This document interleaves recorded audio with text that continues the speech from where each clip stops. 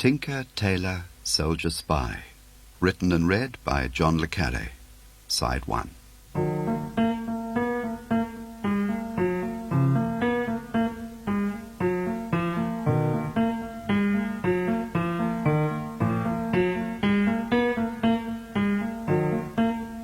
Jim Prideaux came to Thursgood's in mid-term without an interview. A linguist, said Thursgood to the common room. a temporary measure. I think he'll do us very well till July. Jim Prideaux arrived on a Friday in late May in a rainstorm, driving an old car and towing a second-hand caravan. Early afternoons at Thursgood's are a tranquil time. The boys are sent to rest in their dormitories. The staff sit in the common room over coffee, reading newspapers. Of the whole school, therefore, only little Bill Roach actually saw Jim arrive. Roach was a new boy in those days and graded dull. Coming from a broken home, he was a natural watcher. In Roach's observation, Jim did not stop at the school buildings, but continued straight on to the wet grass, travelling at speed to keep the momentum, then over the hummock and out of sight. Roach waited at the window but saw nothing more. Both the car and the caravan were in dead ground, and but for the wet tracks across the grass, he might have wondered whether he had dreamed the whole thing. But the tracks were real. So when the bell went for the end of rest, he put on his Wellingtons and trudged through the rain to the top of the dip and peered down. And there was Jim, dressed in an army raincoat and a quite extraordinary hat, broad-brimmed with one side pinned up in a rakish, piratical curl, and the water running off it like a gutter. Then the hat lifted, and Roach found himself staring at an extremely red face, made still fiercer by a brown moustache washed into fangs by the rain. The man's left arm lay across his chest. His right shoulder was drawn high against his neck. He was like an animal, frozen against its background. Who the hell are you? Sir Roach, sir. I'm a new boy. For a moment longer the brick-face surveyed Roach from the shadow of the hat. Then, to his intense relief, its features relaxed into a wolfish grin. The left hand, still clapped over the right shoulder, resumed a slow massage, while at the same time he managed a long pull from a plastic beaker. New boy, eh? So am I. Got any friends? Sir, no, sir. Jim made no response, so that Roach felt an odd stirring of kinship. My other name's Bill, sir. What are you good at, Bill? What's your best thing? Now this was an unfortunate question to ask of Roach, for it occupied most of his waking hours. In work and play he considered himself seriously inadequate. Most of all, he blamed himself for the break-up of his parents' marriage. You're a good watcher anyway. I'll tell you that for nothing, new boy. Us singles always are. No one to rely on, what? No one else spotted me. Best watcher in the unit, Bill Roach is. I'll bet. In the course of that same summer term, the boys paid Jim the compliment of a nickname. They had several shots before they hit on Rhino. Partly this was a play on Prideaux, and partly a reference to his appetite for physical exercise. Shivering in the shower queue first thing in the morning, they would see the Rhino pounding down Coombe Lane with a rucksack on his crooked back, and sometimes on warm evenings from their dormitory windows they would covertly watch him at golf, which he played with a dreadful old iron zigzag across the playing fields, often after reading to them from an extremely English adventure book, Biggles, Percy Westerman, or Geoffrey Farnell. In short, among the boys, Jim Prideaux quickly established an enviable reputation.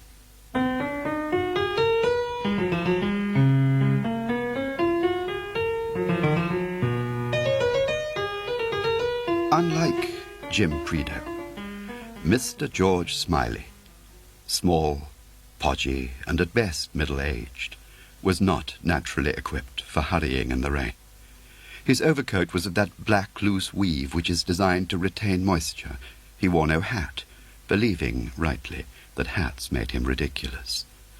Like an egg cosy, his beautiful wife had remarked, not long before the last occasion on which she left him, and her criticism, as so often, had endured.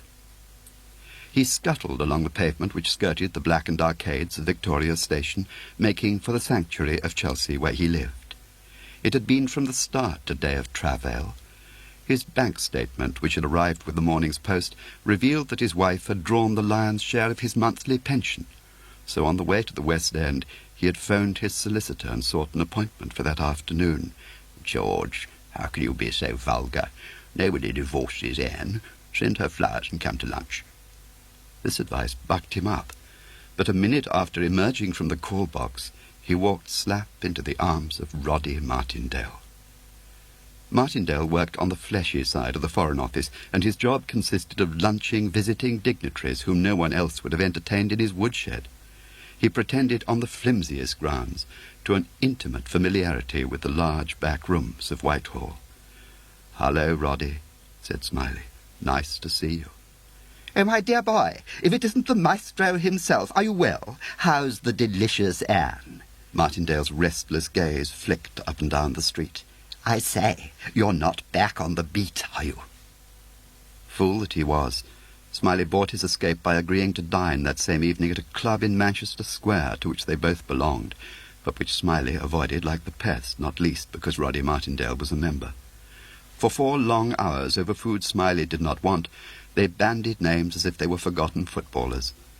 Finally, with lugubrious inevitability, Martindale came to more recent things, the change of power at the circus, and Smiley's withdrawal from the service. Predictably, he started with the last days of the most fabled chief of the service, known only as Control. "Your old boss, George, bless him, the only one who ever kept his name a secret. Not from you, of course. He never had any secrets from you, George, did he? That's why you were thrown out. Don't deceive me. That's why Bill Hayden got your job. That's why he's Percy Allaline's cupbearer and you're not." "If you say so, Roddy." "I do. I say more than that. I say it was the cheque scandal that put the final nail into Control's coffin. That poor fellow who shot in the back, the one who's so thick with Bill Hayden. Ellis, we're to call him. Oh, and we still do, don't we? Even if we know his real name as well as we know our own." When Smiley returned to Bywater Street, his house was in darkness. He climbed the 6 steps to the front door. Since Anne's departure, his cleaning woman had also left. No one but Anne had a key. There were 2 locks, and 2 splinters of his own manufacture, splits of oak, each the size of a thumbnail, wedged into the lintel. With the tips of his fingers, he discovered each in turn. The routine over, he unlocked the door, pushed it open, and felt the midday mail slithering over the carpet. Putting on the hall light, his gaze fell upon an unfamiliar umbrella in the stand, a silk one, with a stitched leather handle and a gold ring with no initial, and it passed through his mind with a speed which has no place in time, that since the owner had known about the wedges, and had known how to put them back once he was inside the house, then most likely he knew Smiley too. The drawing-room door was ajar. Softly he pushed it further open. "Peter," he said. And through the gap he saw by the light of the street 2 elegant suede shoes lazily folded, protruding from one end of the sofa. "I'd leave that coat on if I were you, George, old boy," said a voice. "Got a long way to go." 5 minutes later, dressed in a vast brown travelling coat, George Smiley was sitting crossly in the passenger seat of youthful Peter Gwillim's extremely draughty sports car. Their destination was the Ascot residence of Mr. Oliver Lacon of the Cabinet Office, a senior adviser to various mixed committees and a watchdog of intelligence affairs, or, as Gwillim had it less reverentially, Whitehall's head prefect. "I'm surprised they didn't throw you out with the rest of us, Peter," said Smiley. "You had all the qualifications, good at your work, loyal, discreet. They put me in charge of scalp hunters." "Oh, my lord, you poor boy." The scalp hunters' official name was Travel. They were a small outfit, about a dozen men, and they were there to handle the hit-and-run jobs that were too dirty or too risky for resident agents abroad. "Lateralism's the in doctrine now," said Gwillim. "We go sideways instead of straight. Everything operational's under one hat. It's called London Station. Bill Hayden's Commander London Station. Roy Bland's is number 2. Toby Esterhazy runs between them like a poodle. Sounds a very good idea, said Smiley. By the way, what's the news of Ellis? In quarantine. Ah, of course. I didn't mean to pry. But did he recover? He can walk. Backs can be terribly tricky, I understand. A word says he manages pretty well.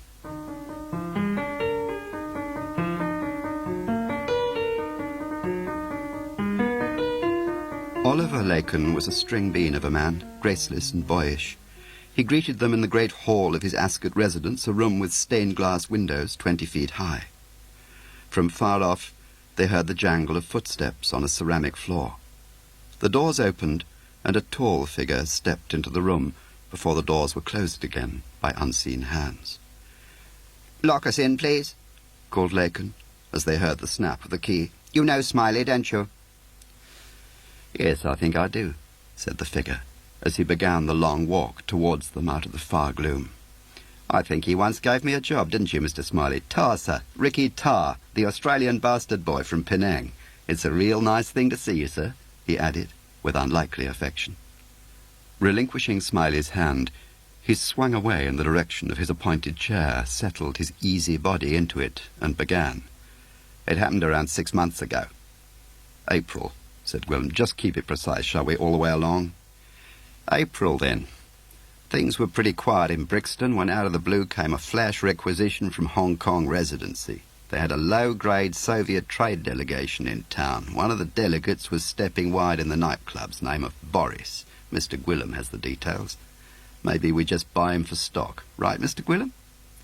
Stock meant sale or exchange with another intelligence service, a commerce in small-time defectors handled by the scalp hunters.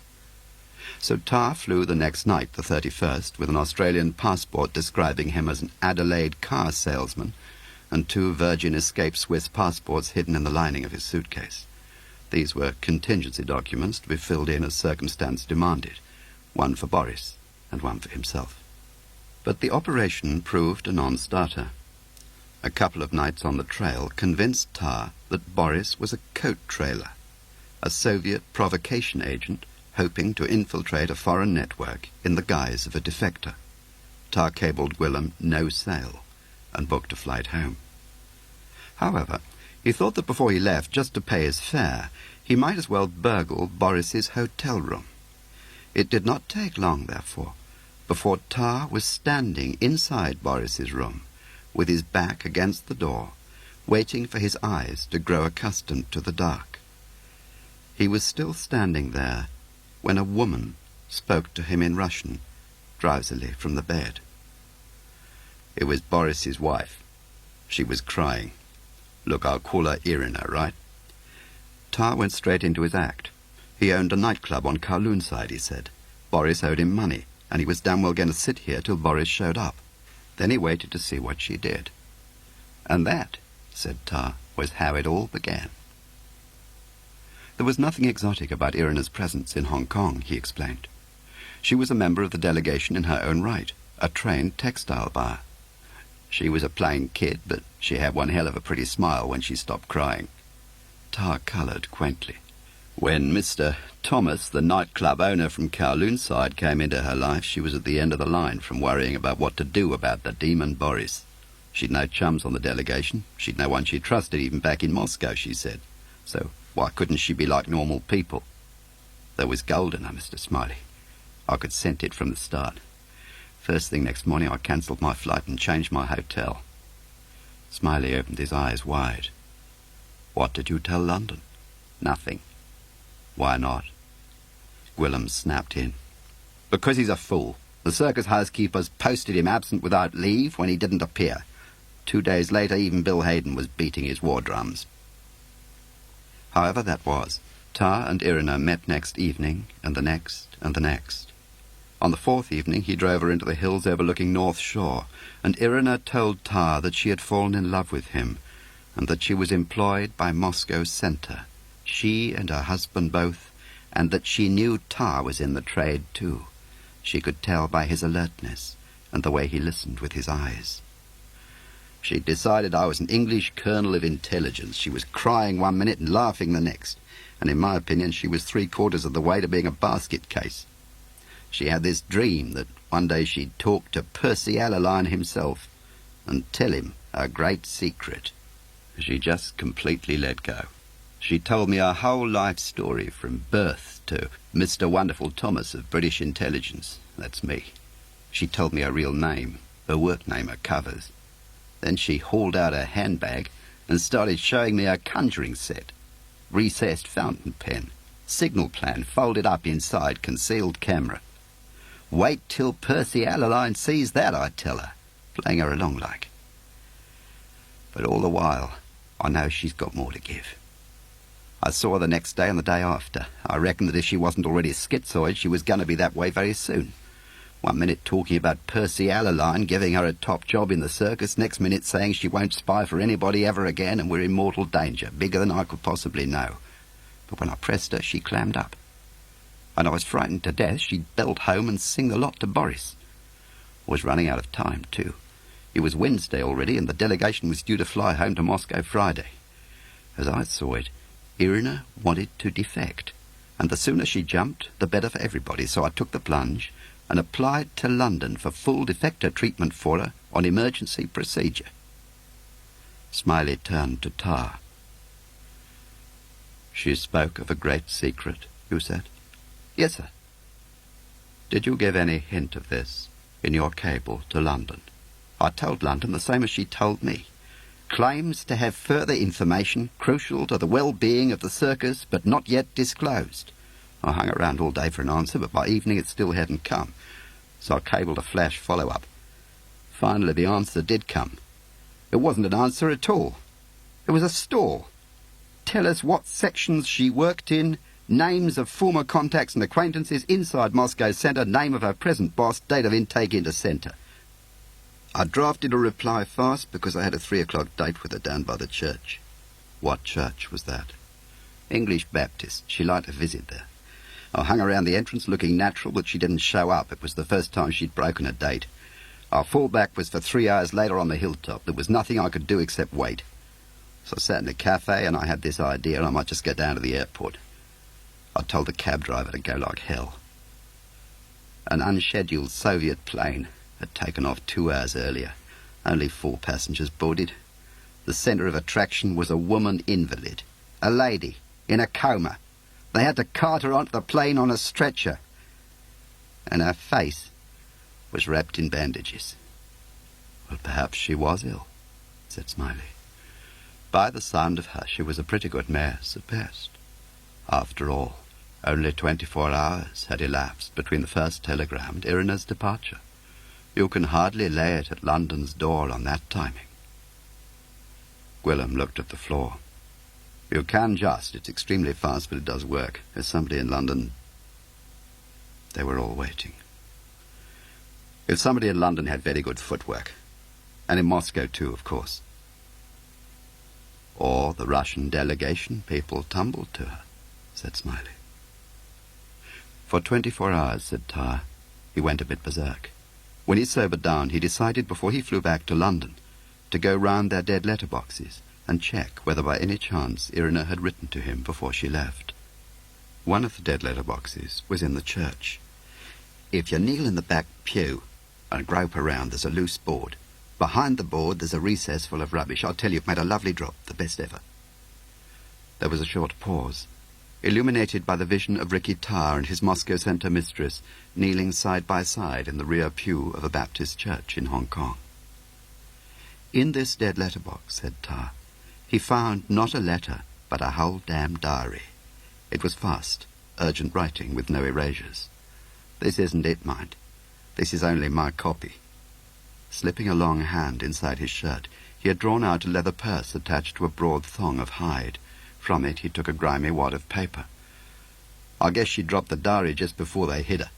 Maybe she was having a last pray at the same time. I made the translation myself. All set? Right then, I'll begin. Thomas, listen, I am talking to you. This diary is my gift for you, in case they take me away before I speak to Percy Allerline." Tar offered an aside. "It's marked Monday. She wrote the diary over the 4 days. For 2 years before I was attached to the Trade Ministry, I worked as a supervisor in the filing department at Moscow Centre. We were encouraged to be suspicious of one another. Under me was a clerk named Ivlov, and the oppressive atmosphere brought out a mutuality in our temperaments.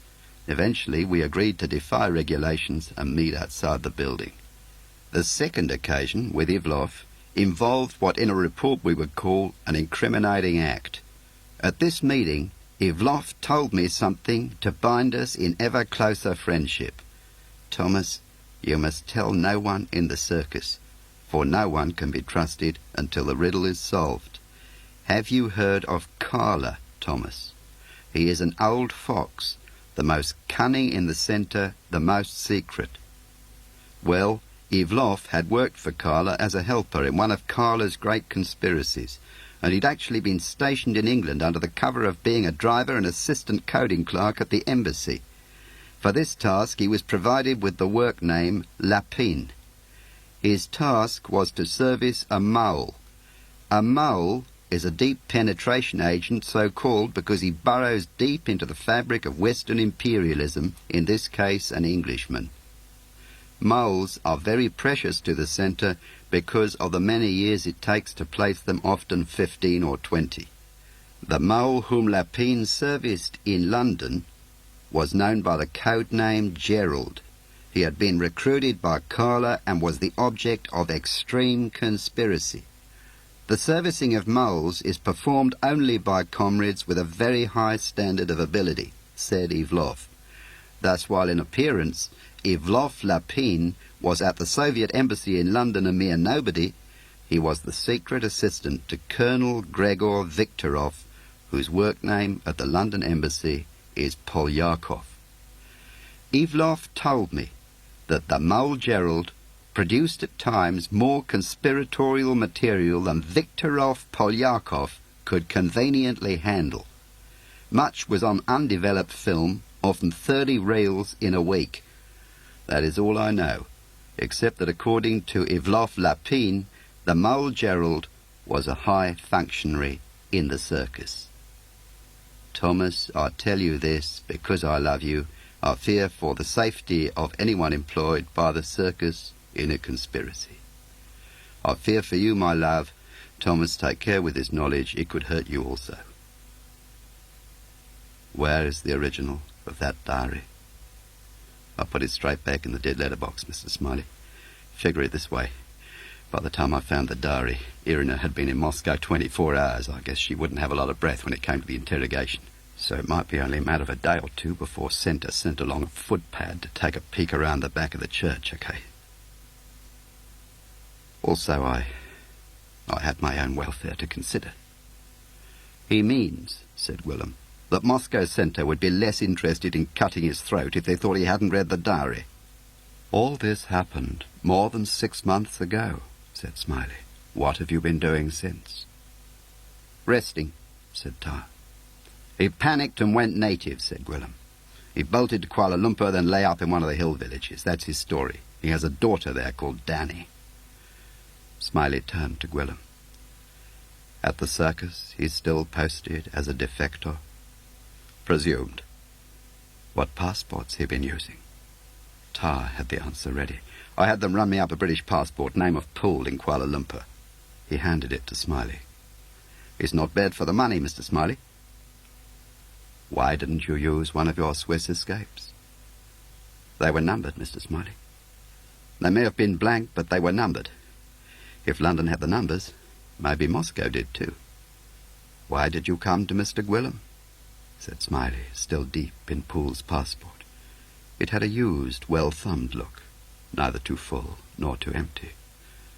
Didn't it cross your mind he might just turn you straight over to Allerline? Sure, but I don't figure Mr. Gwilym's any fonder of the new arrangement than you are, Mr. Smiley. And how did you get in touch with Mr. Gwilym? Gwilym answered for him. He knew where I garaged my car. He left a note on it saying he wanted to buy it and signed it with his work name, Trench. He suggested a place to meet. As soon as I'd heard his story, I rang Lakin from a call box and asked for an interview. Smiley had closed the passport and was examining the binding by the light of a tattered reading lamp at his side. This is really very good. I'd say it was a professional product. I can't find a blemish. Tar took it back. Don't worry, Mr. Smiley. It's not made in Moscow. By the time Tar reached the door, his smile had returned. You know something? He said, addressing all three of them down the aisle of the long room.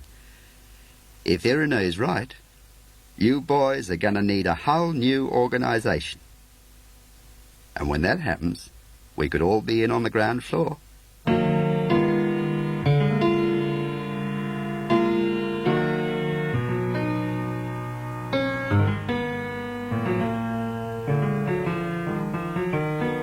In the grounds of Oliver Lakin's residence, a footpath wandered between some beech trees, and here Smiley and Lakin wandered also. When you came to me a year ago with a similar suggestion, said Lakin, I'm afraid I threw you out.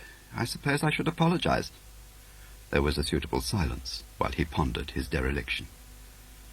It rather crossed my mind that Control had put you up to it, you see, as a way of hanging on to power and keeping Percy Allaline out.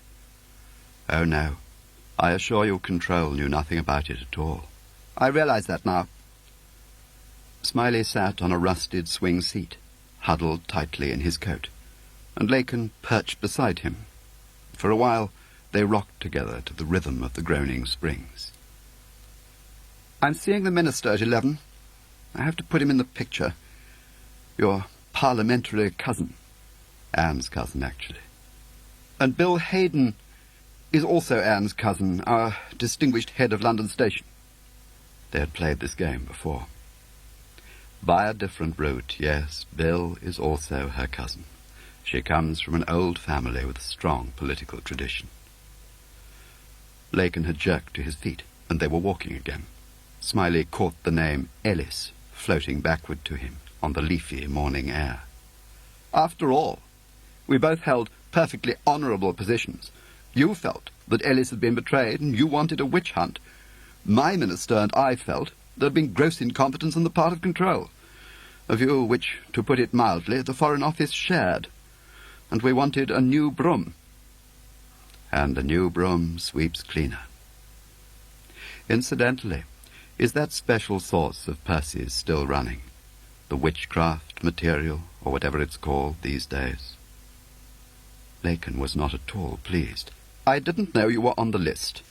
Since you ask, yes. Source Merlin's our mainstay, and witchcraft is still the name of his product.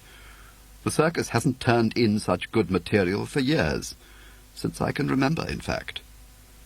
And still subject to all that special handling. Certainly, and now that this has happened, I've no doubt we shall take even more rigorous precautions. I wouldn't do that if I were you. Gerald might smell a rat. That's the point, isn't it? We can't move. We can't investigate because all the instruments of inquiry are in the circus's hands, perhaps in the mole Gerald's, and we daren't run the risk of alarming the mole. It's the oldest question of all, George. Who can spy on the spies? In a fit of energy, Smiley had broken away and was pounding ahead of Lakin down the path that led towards the paddock. Lakin called after him, as if the question were mere formality. So I can tell the minister you'll do it, can I? You'll take the job, clean the stables, all that? Smiley had pushed open the paddock gate and slammed it behind him. They were facing each other over its rickety frame. Why do I say Ellis? Why do I talk about the Ellis affair when the poor man's name was Prideaux? Ellis was his work name. Of course. And Prideaux was Hayden's friend, not yours. There's no emotional or other reason which might debar you from the assignment. Alone, Smiley stood at the further end of the paddock, under the dripping trees, trying to make sense of his emotions. Ever since his retirement, he had schooled himself to admit that in those last wretched months of Control's career, when disasters followed one another with heady speed, he had been guilty of seeing things out of proportion. And if the old professional Adam in him had rebelled and said now and then, "You know, Jim Prideaux was betrayed, and what more eloquent testimony is there than 2 bullets in the back?" Well, he had replied, "Suppose I do, and again, suppose I don't. What am I to do about it from the shades of my retirement?" And now at the very moment when he was beginning to believe his own dogma, what happens but the assembled ghosts of the past barge into his cell and cheerfully inform him as they drag him back that everything which he had been calling vanity is truth. Climbing the 4 steps to the circus on that wet Monday afternoon, Peter Gwilym passed his recent life in review and decided that today was the beginning of the road back. He had made a good start that morning, which he had spent alone in his extremely dingy room in Brixton, photographing circus documents according to Smiley's precise instructions. Now he was entering the ogre's castle, the circus itself, and his mind was bright with the prospect of felony. When Allaline's crowd took over the circus, and Gwilym had been shoved out to grass in Brixton, he had supposed it was because he had the wrong connections, among them Smiley. He had heard vaguely that a big operation had aborted in Czechoslovakia, and that Jim Prideaux, head of the scalp hunters, the oldest Czecho hand, and Bill Hayden's lifelong stringer, had been shot up and put in the bag. Hence he assumed the loud silence and the glum faces. Eventually, by sauntering in and out of other people's offices, he had begun to realize what everyone else had realized some weeks before. The circus wasn't just silent, it was frozen. Nothing was coming in, nothing was going out. Then one evening Smiley peered round Gwilym's door and suggested a drink. In the pub in Wardour Street, he said, "I've been sacked," and that was all. Next day, Gwilym learned that more heads had rolled, and that Percy Allaline was to stand in as night watchman with the title of acting chief, and that Bill Hayden, to everyone's astonishment, would serve under him, or, as the wise ones said, over him. And by Christmas, Control was dead. He had begun his photographic work that morning with works of reference from his personal safe. First, the staff directory, which supplied the home addresses, telephone numbers, names and work names of all home-based circus personnel. Second, the handbook on staff duties, including the fold-in diagram of the circus's reorganization under Allaline. At its centre lay Bill Hayden's London station, like a giant spider in its own web. Other documents had followed. At 11:20 he had locked his safe, rung London station on the direct line, and asked for Lauder Strickland of banking section. It was a question of washing some dirty money, Gwilym had explained, to finance a ploy against a French diplomatic courier who seemed to be for sale. Lauder could spare him half an hour. In the lift, Gwilym examined his pass. "Permit to enter London station," ran the headline. "This document to be handed back on leaving." "Well met, Peter. Greetings. You're a trifle late, I think, but never mind." Lauder Strickland was waiting at the barrier, all 5'0" of him, white-collared and secretly on tiptoe to be visited. As they moved down the corridor, Bill Hayden was emerging from his room. Seeing them both, he stood rock-still, strangely black and tall against the light of his own open doorway. "Hello, Bill," said Gwilym. Hayden fell in ahead of them, still without a word. For a moment they followed him uncertainly, till without warning he suddenly turned himself round and fixed his gaze on Gwilym, then grinned so that his face became handsome and absurdly young. "What the hell are you doing here, you pariah?" Taking the question seriously, Lauder started to explain about the Frenchman and the dirty money. "All papers to me," said Hayden to Strickland. "I'm not crossing any more damn wires." "They're already routed to you," said Gwilym. "They're probably in your in-tray by now." A minute later, Roy Bland's voice issued from a doorway ahead of him. "Hey, Lauder, hold on a minute. Have you seen Bloody Bill anywhere? He's wanted urgently." They had entered the last cramped corridor. Gwilym arrived at the open doorway and looked in. Roy Bland was sprawled massively at his desk. He had thrown off his jacket and was clutching a paper. Tiny Toby Esterhazy was stooped over him like a head waiter. They had evidently been reading the same document when Bland caught sight of Lauder Strickland passing. "Bill's on his way to you this moment," said Lauder. "He's back down the corridor." Bland's gaze moved slowly to Gwilym and settled there. Its chilly appraisal was uncomfortably reminiscent of Hayden's. "Hello, Pete." At this, Tiny Toby straightened up and turned his eyes also directly towards Gwilym, brown and quiet like a pointer's. "Hi," said Gwilym. "What's the joke?" Their greeting was not merely frosty, it was downright hostile. Gwilym span out his meeting with Lauder Strickland for an hour and 20 minutes. Throughout it, his mind went back to Bland and Esterhazy, and he wondered what the hell was eating them. "Well, I suppose I'd better go and clear all this with the Dolphin," he said at last. "We all know how she is about Swiss banks." The housekeepers lived 2 doors down from banking. Gwilym tossed the pass onto Lauder's desk. "I'll leave this here." Diana Dolphin was one of those groomed circus brides whom no one ever marries. "We shall look into it and let you know," she said, which meant she would go and ask Phil Porteous, who sat next door. "I'd tell Lauder then," said Gwilym, and left. Move, he thought. In the men's room he waited 30 seconds at the basins, watched the doors in the mirror, and listened. Move. He crossed the corridor, stepped boldly into the duty officer's room and closed the door. He reckoned he had 10 minutes. Move. Nothing much seemed to have changed since the takeover. The steel cupboard stood in its same place between the switchboard and the locked telephones, and he made a beeline for it. It was an old cupboard, and he could have opened it with a tin opener. Then he remembered that the combination used to be 312211, and he tried it. The dial was so jaded it knew the way. The duty logbooks were on the top shelf in bound volumes with the dates pasted on the spines.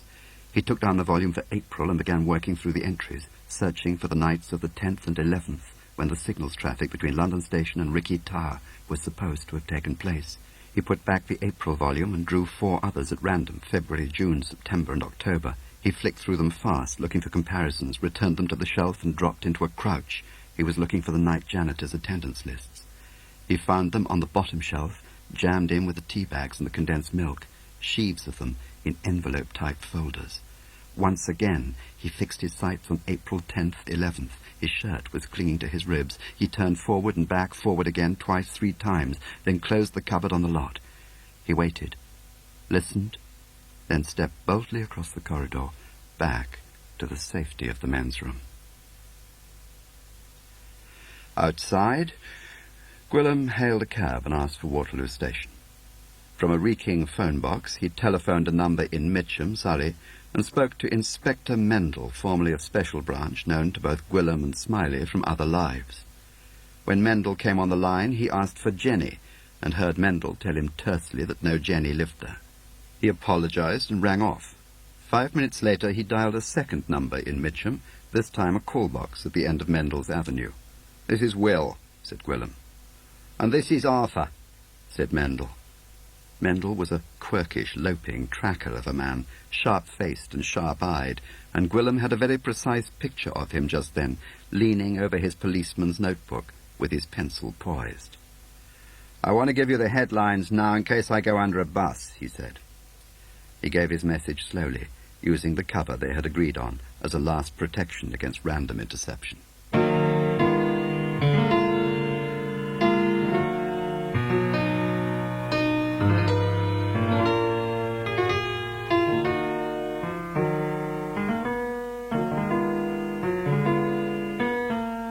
There are old men who go back to Oxford and find their youth beckoning to them from the stones. George Smiley was not one of them. He had travelled by rail and walked from the station, making detours all the way. Reaching a cul-de-sac, he dawdled and took stock. The road was empty, so was the phone box. The front door of number 15 was panelled with stained glass. The bottom bell said Sachs, and he pressed it. At once dogs barked, and a woman started calling. "Flush, you stupid boy! Shut up, Flush!" The door opened part way, held on a chain, and two very shrewd eyes, wet like a baby's, appraised him. Finally the white face broke into a charming smile, and Miss Connie Sachs, formerly Queen of Research at the circus, registered her spontaneous joy. "George Smiley." She drew him into the house. "Why, you lovely, darling man." She was a big woman. A tangle of white hair framed her sprawling face. She wore trousers with elastic at the waist. A coke fire smouldered in the grate. Cats lay before it, and a mangy grey spaniel, too fat to move, lounged on the divan. On a trolley were the tins she ate from and the bottles she drank from. Smiley took a sherry bottle from his briefcase and filled 2 glasses. Side by side they drank, while Connie's tears ran down onto his hands. "Polyakov," he said. "Alexei Alexandrovich Polyakov, Connie. Cultural attaché, Soviet Embassy, London. He's come alive again, just as you predicted, Connie." She began her story like a fairy tale. "Once upon a time, there was a defector called Stanley, way back in 63. Her memory was as compendious as her body, and surely she loved it more, for she put everything aside to listen to it, her drink, her cigarette, even for a while Smiley's passive hand. Now Connie had felt able to go to town, she said. Knowing what signs to look for, she had tracked back through Carla's file. From a host of suspects, she reckoned she had 3 new identifiable Carla trainees. She gave their names as Bardin, Stokowski, and Viktorov, all colonels. At the mention of this third name, a dullness descended over Smiley's features. The connection ran from Tar to Irina, through Irina to her poor lover, who was so proud of being called Lapin and of serving one Colonel Gregor Viktorov, whose work name at the embassy is Polyakov. Smiley gave a tiny sigh of disappointment, as if to say there was nothing so far in that whole narrative, let alone in the person of Colonel Gregor Viktorov, to advance him in his laborious quest. He suggested they pass directly to the wholly unrelated phenomenon of Polyakov, Alexei Alexandrovich, of the Soviet Embassy in London, Connie, better known to you as Dear Alex, and establish just where he fitted into Carla's scheme of things, and why it was that Connie Sachs, queen of circus research, had been forbidden to research him further.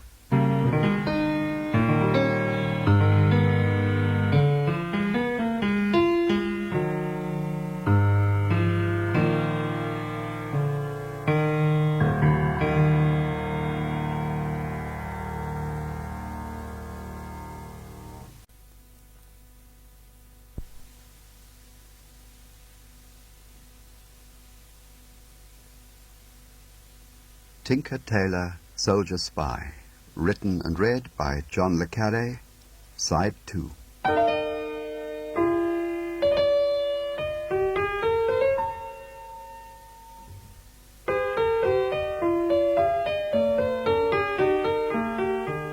Oh, Alex was so good, said Connie Sachs. 7 long years he'd been here before we even had an inkling, George. 7 years. She quoted his original visa application, those 9 years ago. Polyakov Alexei Alexandrovich, graduate of Leningrad State University, cultural attaché, with second secretary rank, married but not accompanied by wife. At first, Toby Esterhaz agreed to put Alex on the A list and have his Acton lamplighters cover him for random days, 12 out of every 30. Each time they followed him, he was as pure as the driven snow. Connie fought for continued coverage, but Polyakov was transferred to the B list, to be topped up every 6 months, or as resources allowed. The 6-monthly top-up produced nothing at all, and after 3 years he was graded snow white. There was nothing Connie could do. Then one gorgeous day, the lovely Teddy Hankey, bless him, our head watcher, telephoned me rather breathlessly to say Alex Polyakov had blown his cover. It was Remembrance Day, and Teddy was on his way home when the Soviet ambassador drove past. In a second car was Polyakov, wearing more medals than a Christmas tree. Teddy shot down to Whitehall with his camera and photographed them across the street. We blew up the photographs, and there they were. 2 gallantry and 4 campaign.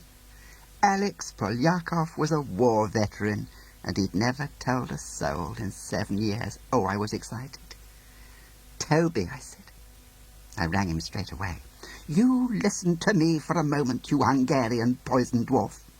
I want you to turn Alex Alexandrovich inside out for me. No ifs or buts.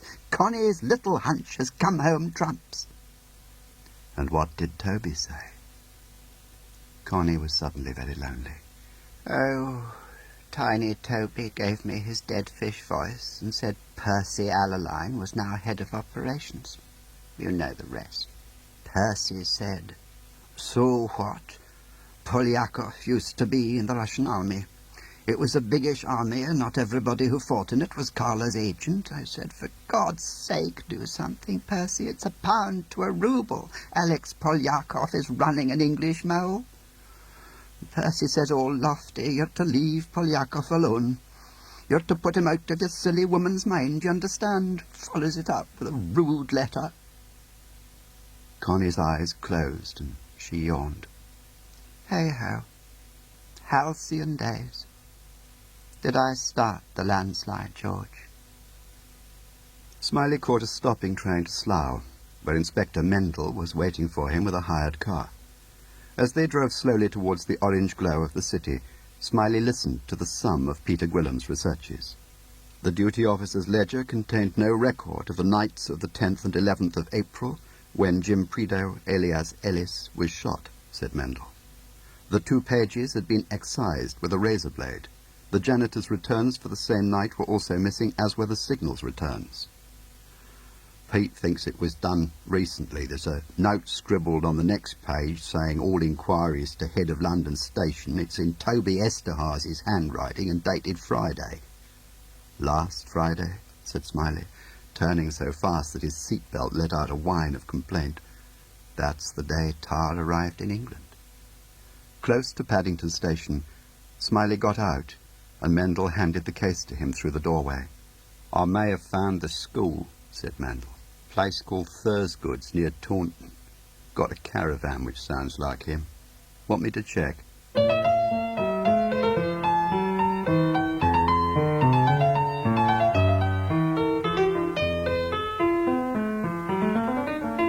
The Hotel Islay in Sussex Gardens, where on the day after his visit to Ascot, George Smiley, under the name of Badderclough, had set up his operational headquarters, was a very quiet place considering its position, and perfectly suited to his needs.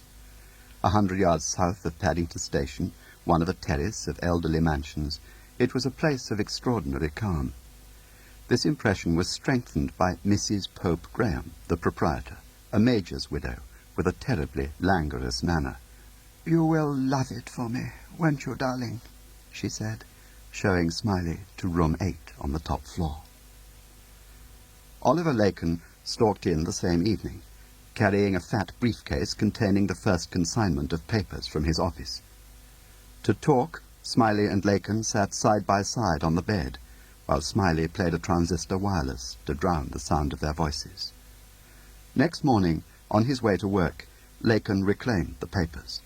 Lacon made it clear he detested the irregularity, but Smiley could not have read the files by day because they were on call to Lacon's staff, and their absence would have caused an uproar. They were extraordinary nights for Smiley, alone up there on the top floor. Thinking of them afterwards, he recalled them almost as a single night. "And you'll do it," Lacon had said that day at Ascot. "Go forwards, go backwards." As Smiley retraced path after path into his own past, there was no longer any difference between the two. Forwards or backwards, it was the same journey. He was back on the top floor of the circus. At the far end of the anteroom, where Control's grey-haired ladies, the mothers, softly typed and answered telephones, stood the blank door that led to Control's sanctuary. And behind the desk, Control himself, a carcass of a man by then, and his lank grey forelock, and his smile as warm as a skull. This mental transposition was so complete in Smiley that when his phone rang he had to give himself time to remember where he was. By then he was immersed, absorbed, because the files which Lacan had brought to him that first night had read Operation Witchcraft. One was subtitled Policy, the second Financial Arrangements. Source Merlin read the third, bound to the first with pink ribbon, referring to a secret annex. But the annex was not attached, and when Smiley asked Lacan for it, there was a coldness. "The minister keeps it in his personal safe. It's highly secret. We've done everything possible to keep the readership to the minimum. By rights, I should have you specially cleared as it is." "Do we have a list of people who've been cleared in that way?" "It was in the policy file," retorted Lacan, and all but slammed the door. Smiley turned to the list of the files. Operation Witchcraft, correspondence with department. Department being one of Whitehall's many euphemisms for the circus. A very dull monument, Smiley reflected, to such a long and cruel war. Alaline had been recruited by a figure of no account called Marston, who, having peddled his name furiously, fell from grace. Finding Alaline an embarrassment, circus personnel packed him off to South America, and after that to India, and then to Cairo. Somehow, Percy bulldozed his way through. Then came a scandal, and an open row between Percy and Control. The circumstances were still obscure. With no authority from London, Alaline had involved himself in a silly American plot to replace a local potentate with one more friendly to Uncle Sam. The plot aborted, the British oil companies were furious, and Alaline, as the jargon happily puts it, had to leave in his socks. He reached London to find a posting order directing him to take over the training of greenhorn probationers. There were just so few jobs left in London those days for a man of Percy's seniority and talents, explained Bill Hayden, then head of personnel. "Then you'll damn well have to invent me one," said Percy, and he was right. As Bill frankly confessed to Smiley some while later, he had reckoned without the power of the Alaline lobby. Smiley used to ask, but who are these people? How can they force a man on you when you don't want him? "Golfers," said Control. "Mediocrities, buffoons, plotters." Yet Control had no power to resist. The circus was in the doldrums. Product had slumped. More and more of it had turned out to be suspect. In the places where it mattered, Control's hand was none too strong. With a sigh, Smiley drew towards him the first of the witchcraft files. "We spoke," wrote Alaline, in a slightly hysterical personal letter to the minister. "Witchcraft reports derived from a source of extreme sensitivity. To my mind, no existing method of Whitehall distribution meets the case. I've already spoken to Lilly of Naval Intelligence, who is prepared to put at our disposal a special reading room in the Admiralty main building, watched over by a senior janitor of his service. The reading room will be known, for cover purposes, as the conference room of the Adriatic Working Party. Customers with reading rights will identify themselves personally to my janitor." Smiley noted the pronoun. As he slowly turned the pages, Alaline's greater glory shone already like a beacon everywhere. Percy is heading for the top table, and Control might already be dead. Smiley recalled the grey morning when Control peremptorily summoned him to the feast. He was sitting at his desk. Alaline was standing at the window. Between them lay a plain folder, bright yellow and closed. "Sit over there and take a look at this nonsense." Smiley sat in the easy chair.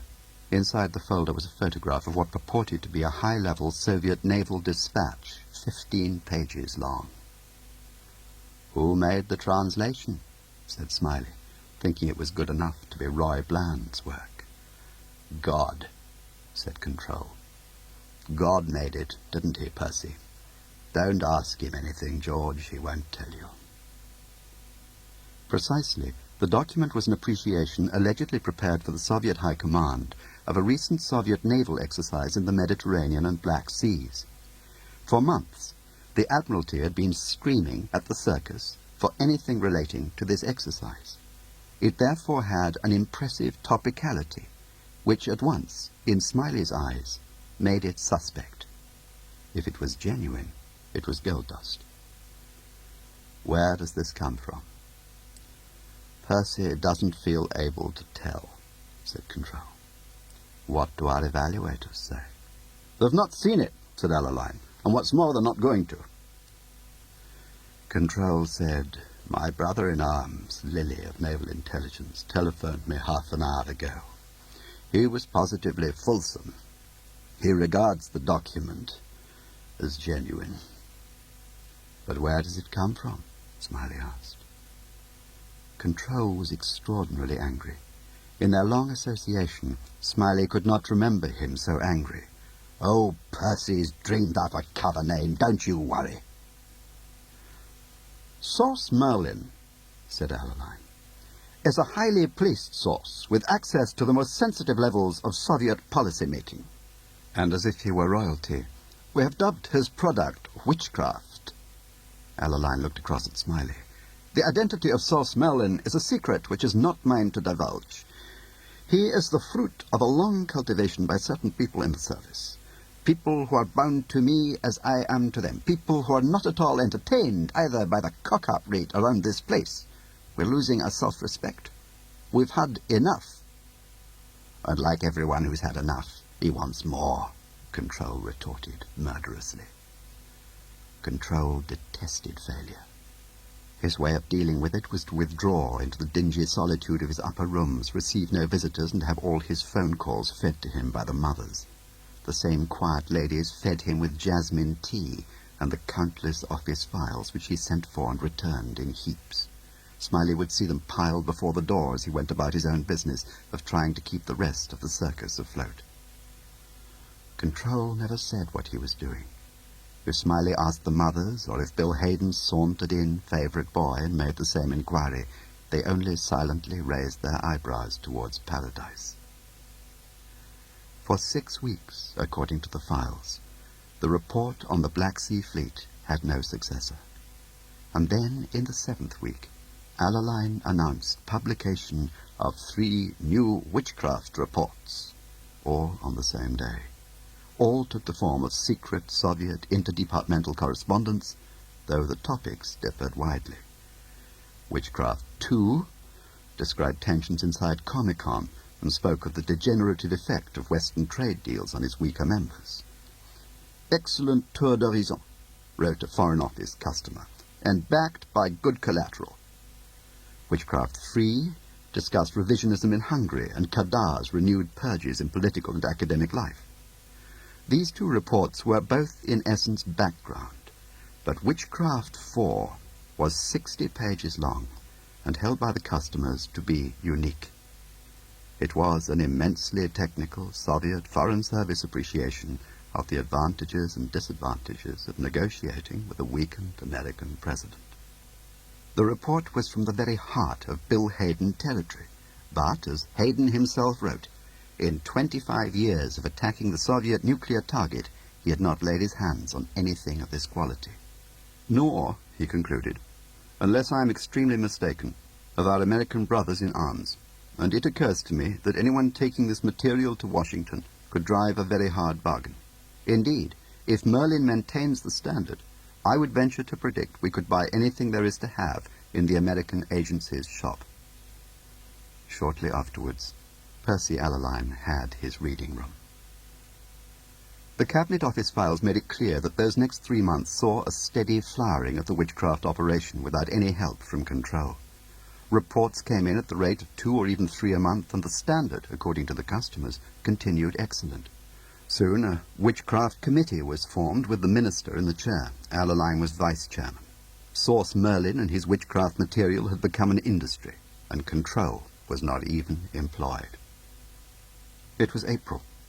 Smiley came back from Portugal, where he had been burying a scandal, to find Control living under siege. Files lay strewn over the floor, new locks had been fitted to the windows. In the 3 weeks Smiley had been away, Control had become an old man.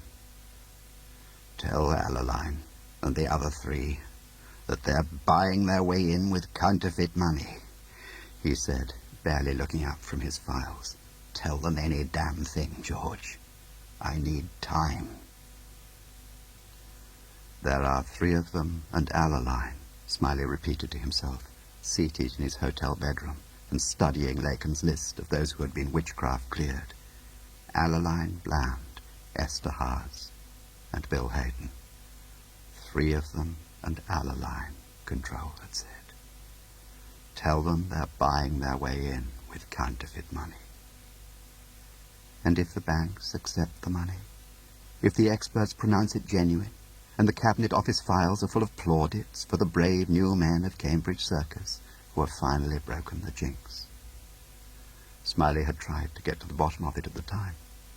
He had chosen Esterhazy first. Toby Esterhazy owed Smiley his career.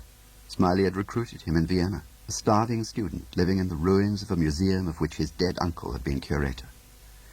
Driving himself unannounced to Acton, Smiley had asked Toby outright whether his boys had been doing any special jobs recently, at home or abroad, which, for good reasons of security, Toby didn't feel able to mention in his returns.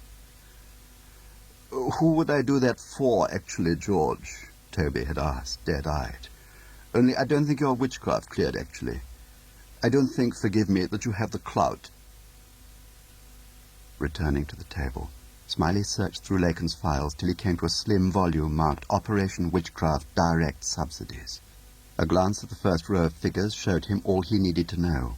Already by May of that year, when that interview at Acton took place, Toby Esterhazy had personally made no fewer than 8 trips on the witchcraft budget. Between May and November, when Control faded from the scene, he made a further 19. On several such journeys, he was accompanied by Roy Bland. Smiley's feelings towards Bland were ambivalent. A don at Southampton University had spotted him. Smiley had recruited him as a field agent directed against the Communist Party. Like Smiley, Bland had had no real childhood. His father was a docker, a passionate trade unionist, a party member. His mother had died when he was a boy. After recruitment, Bland toiled in the Marx Memorial Library, mouthing the dogma, posing as a far-left intellectual. 3 years to the day after his recruitment, he won a year's appointment as assistant lecturer in economics at the University of Poznan. He was launched. For the next 8 years, he lived the nomadic, anguished life of a pseudo-left-wing intellectual. Finally, he was brought into the circus to manage, mainly from a desk, the anti-communist networks he had recruited in the field. Smiley met him at a pub in St. John's Wood. Unlike Toby Esterhazy, Bland did not even bother to explain. "Stay away, George. You're past your sell-by date. New times, new methods, new men." "Sauce Merlin," wrote Alaline, in a minute dated soon after Control's departure, "is in every sense a committee operation. I cannot honestly say which of my 3 assistants deserves most praise. The energy of Roy Bland has been an inspiration to us all." He was replying to the minister's suggestion that those responsible for witchcraft should be honoured in the New Year's list. "While Hayden's operational ingenuity is at times little short of Merlin's own," he added. The medals went to all 3. Alaline's appointment as chief was confirmed, and with it his beloved knighthood. Which left me Bill Hayden, thought Smiley, as he stood once more at his hotel window, peering down like a prisoner at Mrs. Pope Graham's sand patch. He felt the blood rise, and his sense of moderation begin its dangerous slide.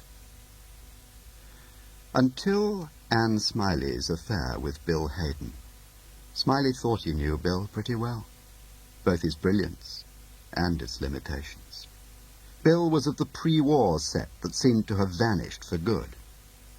His father was a high court judge. 2 of his several beautiful sisters had married into the aristocracy. At Oxford he favoured the unfashionable right rather than the fashionable left. When 39 came, the circus snapped him up. He had a dazzling war. He was ubiquitous and charming. But it was the other side of Hayden's nature, which as a colleague Smiley had found easier to respect. The slow-burning skills of the natural agent runner, his rare sense of balance in the playing back of double agents, and the mounting of deception operations, his art of fostering affection, even love, though it ran against the grain of other loyalties. As witness, thank you, my wife. Smiley continued to gaze out of the dormer windows onto a deserted Sussex gardens. Facts. Stick to the facts. What are the facts? Facts were that one balmy pre-witchcraft summer evening I returned unexpectedly from Berlin to find Bill Hayden stretched on the drawing-room floor of my house in Bywater Street, and my wife, Anne, playing Liszt on the gramophone. There was no scene. Everyone behaved with painful naturalness. According to Bill, he had dropped by on his way from the airport, having just flown in from Washington. Next morning, without even wishing to, Smiley established that Bill had been in London 2 days, not 1. So what happened? Did she break off the affair? Did Hayden? Why did she never speak of it? Smiley gave up. Like the Cheshire Cat, the face of Bill Hayden seemed to recede as soon as he advanced upon it, leaving only the smile behind. Returning with a sigh to the unlovable, rickety card table which in Mrs. Pope Graham's world masqueraded as a desk, Smiley resumed his reading of Merlin's progress since his own enforced retirement from the circus. The new regime of Percy Alaline, he had once noticed, had immediately produced several favourable changes in Merlin's lifestyle. It was like a maturing, a settling down. The flow of intelligence became more regular. Suddenly, he sat up with a jolt. "We spoke," wrote Alaline to the minister, in a minute dated February 27th this year. "You agreed to submit a supplementary estimate to the Treasury for a London house to be carried on the witchcraft budget." He read it once, then again more slowly. The Treasury had mentioned £60,000 for the freehold, and another 10 for furniture and fittings. To cut costs, it wanted its own lawyers to handle the conveyance, but Alaline refused to reveal the address, or indeed the justification for this remarkable and costly adjunct to an operation that was supposedly taking place abroad. The house was paid for in late March. Occupancy followed immediately. At this point, an improbable figure flitted across the stage. One J.P. Ribble, a new recruit to Whitehall's growing band of witchcraft evaluators. J.P. Ribble was puzzled. JPR to the Adriatic Working Party.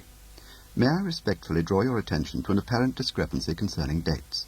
Witchcraft number 104, Soviet-French discussions on joint aircraft production, is dated April the 21st. According to your covering minute, Merlin had this information directly from General Markov on the day after the negotiating parties agreed to a secret exchange of notes. But on that day, April the 21st, according to our Paris embassy, Markov was still in Paris, and Merlin, as witness your report number 109, was himself visiting a missile research establishment outside Leningrad. The minute cited no fewer than 4 similar discrepancies. J.P. Ribble was told in as many words to mind his own business. But Alaline minuted the minister. "Extremely secret and personal. We spoke. Merlin, as you have known for some time, is not one source but several, and the sheer volume of material makes it increasingly difficult to continue disguising this fact. Might it not be time to come clean, at least on a limited basis? By the same token, it would do the Treasury no harm to learn that Merlin's 10,000 Swiss francs a month in salary and a similar figure for expenses and running costs are scarcely excessive when the cloth has to be cut so many ways."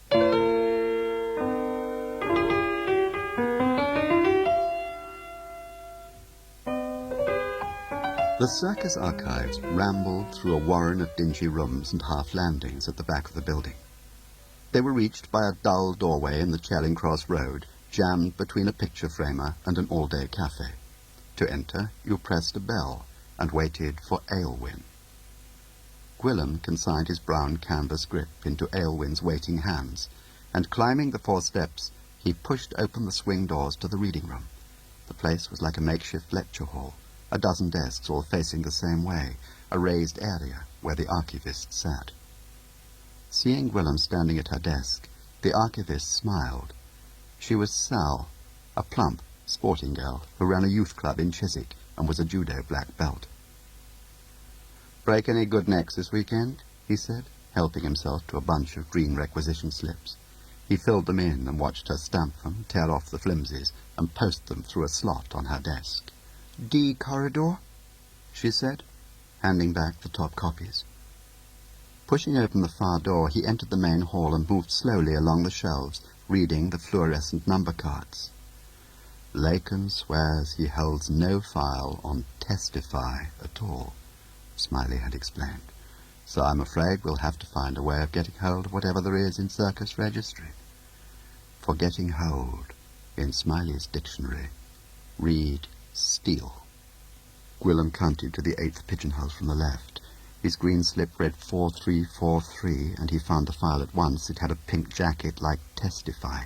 He fitted the green slip into the bracket. He moved back across the aisle, reached for the Testify file he needed, and replaced it very fast with the file he had in his hand. "I think the vital thing, Peter," Smiley had said, "is not to leave a gap. So what I suggest is you requisition a comparable file, physically comparable, I mean, and pop it into the gap." "I get you," Gwilym had replied. Holding the Testify file casually in his right hand, title inward to his body, he returned to the reading room and again sat at his desk. He glanced at the clock, then at his watch. 18 minutes to wait. Opening the Testify file, he tried to read it. Odd to be pinching files about one's predecessor. Odd to have Jim Prideaux as a predecessor, come to think of it. 8 minutes. "Now, if you could contrive," Smiley had said, "I mean, if it wouldn't be too much bother, to take your car in for a service at your local garage, using your home phone to make the appointment, of course, in the hope that Toby is listening." The file seemed to be Foreign Office telegrams, check press cuttings, monitoring reports on Prague radio. Putting a pencil between his teeth, Gwilym picked up the Testify file, wandered to the chart chest close by the door, selected a telephone directory of Warsaw, and began writing names on a sheet of paper. When Aylwin came through the door, he didn't even look up. "Telephone, sir." Gwilym was deep in the directory. "Who is it?" "Outside line, sir. The garage, I think, regarding your car." Gwilym was holding the Testify file in both hands, apparently cross-referring with the directory. He had his back to Sal, and he could feel his knees shaking. Aylwin went ahead and held the swing door for him, and he passed through it, reading the file. He waited for lightning to strike him, Sal to call murder, but it didn't happen. The swing doors closed, he went down the 4 steps, and there was Aylwin again holding the open door to the telephone cubicle. The lower part was panelled, the upper part glass. Lifting the receiver, he laid the file at his feet and heard Mendel tell him he needed a new gearbox. The job would cost anything up to 100 quid. They'd worked this up for the benefit of the housekeepers or whoever read the transcripts, and Gwilym kept it going nicely to and fro till Aylwin was safely behind his counter. He heard himself say, "Well, at least get on to the main agents first and find out how long they'll take to supply the damn thing. Have you got their number? Hang on." He half opened the door and kept the mouthpiece jammed against his backside because he was very concerned that this part should not go on tape. "Aylwin, chuck me that bag a minute, will you?" Aylwin brought it over keenly, like the first aid man at a football match. "All right, Mr. Gwilym, sir. Open it for you, sir?" "Just dump it there, thanks." The bag was on the floor outside the cubicle. Now he stooped, dragged it inside, and unzipped it. At the middle among his shirts and a lot of newspaper were 3 dummy files, one buff, one green, one pink. He took out the pink file and his address book and replaced them with the Testify file. He closed the zip, stood up, and read Mendel a telephone number, actually the right one. He rang off, handed Aylwin the bag, and returned to the reading room with the dummy file. He dawdled at the chart chest, fiddled with a couple more directories, then sauntered to the archive carrying the dummy file. Recovering the file from the Testify pigeonhole, he replaced it with the dummy, restored it to its rightful place, and removed the green slip from the bracket. He took the slip to Sal, who signed it and put it on a spike, as she always did. Later today she would check. If the file was in its place, she would destroy both the green slip and the flimsy from the box, and not even clever Sal would remember that he had been alongside the 4-4 alcove. And then suddenly he found himself looking straight into the brown, unfriendly eyes of Toby Esterhazy. "Peter, I'm so sorry to disturb you, actually, but we have a tiny crisis, and Percy Allaline would like quite an urgent word with you. Can you come now? In a desperately inspired moment, Gwilym turned to Aylwin. There's a midday shuttle to Brixton. You might just give transport a buzz and ask them to take my bag over for me, will you? Will do, sir. Mind the step, sir. Allaline sat at the head of the table in the megalomaniac's carving chair, reading a 2-page document. 7 of the 10 chairs were occupied, but the chair to Allaline's right was empty, and Gwilym knew it was Hayden's by the posture-curve cushion tied to it with string. To Allaline's left sat Roy Bland, also reading, but he looked up as Gwilym passed and said, "Watch her, Pete," then followed him all the way down the table. Gwilym sat down, and Toby sat next to him. Everyone was watching Allaline fill his pipe when Bill Hayden appeared, clutching a cup of coffee in both hands, the saucer on top. "Well now, young Peter Gwilym, I hear you've been hobnobbing with our late lamented brother Tar. How is he these days?" A lot of things went through Gwilym's mind as he heard himself answer. That the surveillance on his flat did not begin till last night, he was sure of it. That over the weekend he was in the clear. He selected a facetious term. "That's right, Chief. Tar and I have tea at Fortnum's every afternoon." Allaline was sucking at his empty pipe, testing the packing of the tobacco. "Peter Gwilym, you may not be aware of this, but I am of an extremely forgiving nature. I will restrain my impulse personally to strangle you, or him. All I require is the matter of your discussion with Mr. Ricky Tar. Tell us about his emotional state. He has a daughter, has he not? Name of Danny. Does he talk of her at all? What's that shrug for? I'm talking to you about a defector from your own damn section. I'm accusing you of playing damn fool parlour games behind my back when you don't know the stakes involved, and all you do is shrug at me down the table. There's a law, young Mr. Gwilym, against consorting with enemy agents. Maybe you didn't know that. I've a good mind to throw the book at you." Anger came to Gwilym's rescue also. "But I haven't been seeing him. It's not me who's playing parlour games, it's you. So get off my back." He sensed the relaxation round the table, like a general recognition that Allaline had shot off all his ammunition and the target was unmarked.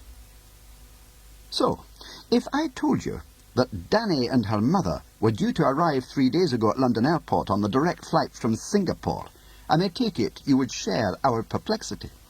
"Yes, I would." "But what would you make of this information? Come on, Peter. Why is Tar coming to England?" "That's not what you said at all. You said Tar's girl and her daughter Danny were expected in London 3 days ago. Perhaps she's visiting relations. Perhaps she's got a new boyfriend. How shall I know?" "Don't be obtuse, man. Doesn't it occur to you that where little Danny is, Tar himself is unlikely to be far behind?" For the second time, Gwilym allowed himself a little temperament. "Till now it had not occurred to me, no. Till now Tar was a defector, housekeeper's ruling as of 7 months ago, right or wrong, Percy. Tar was sitting in Moscow, and everything he knew should be regarded as blown, right, Percy? What's Tar supposed to be doing now? Redefecting to us?" "Redefecting would be a damn charitable way of putting it, I'll tell you that for nothing." "Danny and her mother are travelling on fake British passports in the name of Poole. The passports are Russian fakes. A third went to Tar himself, the well-known Mr. Poole. Tar is already in England, but we don't know where. He left ahead of Danny and her mother and came here by a different route. This information only reached us yesterday. Tar instructed them, Danny and her mother, that if by any chance he failed to make contact with them, they should throw themselves on the mercy of one Peter Gwilym. That's you, I believe." Resentment, mystification, Gwilym clung to them both. "All right. The Russians have turned Tar round. They sent his family over. Heaven knows why. I'd have thought they'd have put them in the bank. And they've sent him too. Why is it all so hot? What sort of plant can he be when we don't believe a word he says?" This time, he noticed with exhilaration, his audience was watching Allaline, who seemed to Gwilym to be torn between giving a satisfactory but indiscreet answer or making a fool of himself. "Never mind what sort of plant. Muddying pools, poisoning wells, maybe. But just you remember this, young Mr. Peter Gwilym. At the first whisper of him or his lady or his wee daughter, you come to one of us grown-ups. Anybody you see at this table. But not another damn soul. Do you follow that instruction perfectly? Because there are more damn wheels within wheels here than you can possibly guess or have any right to know.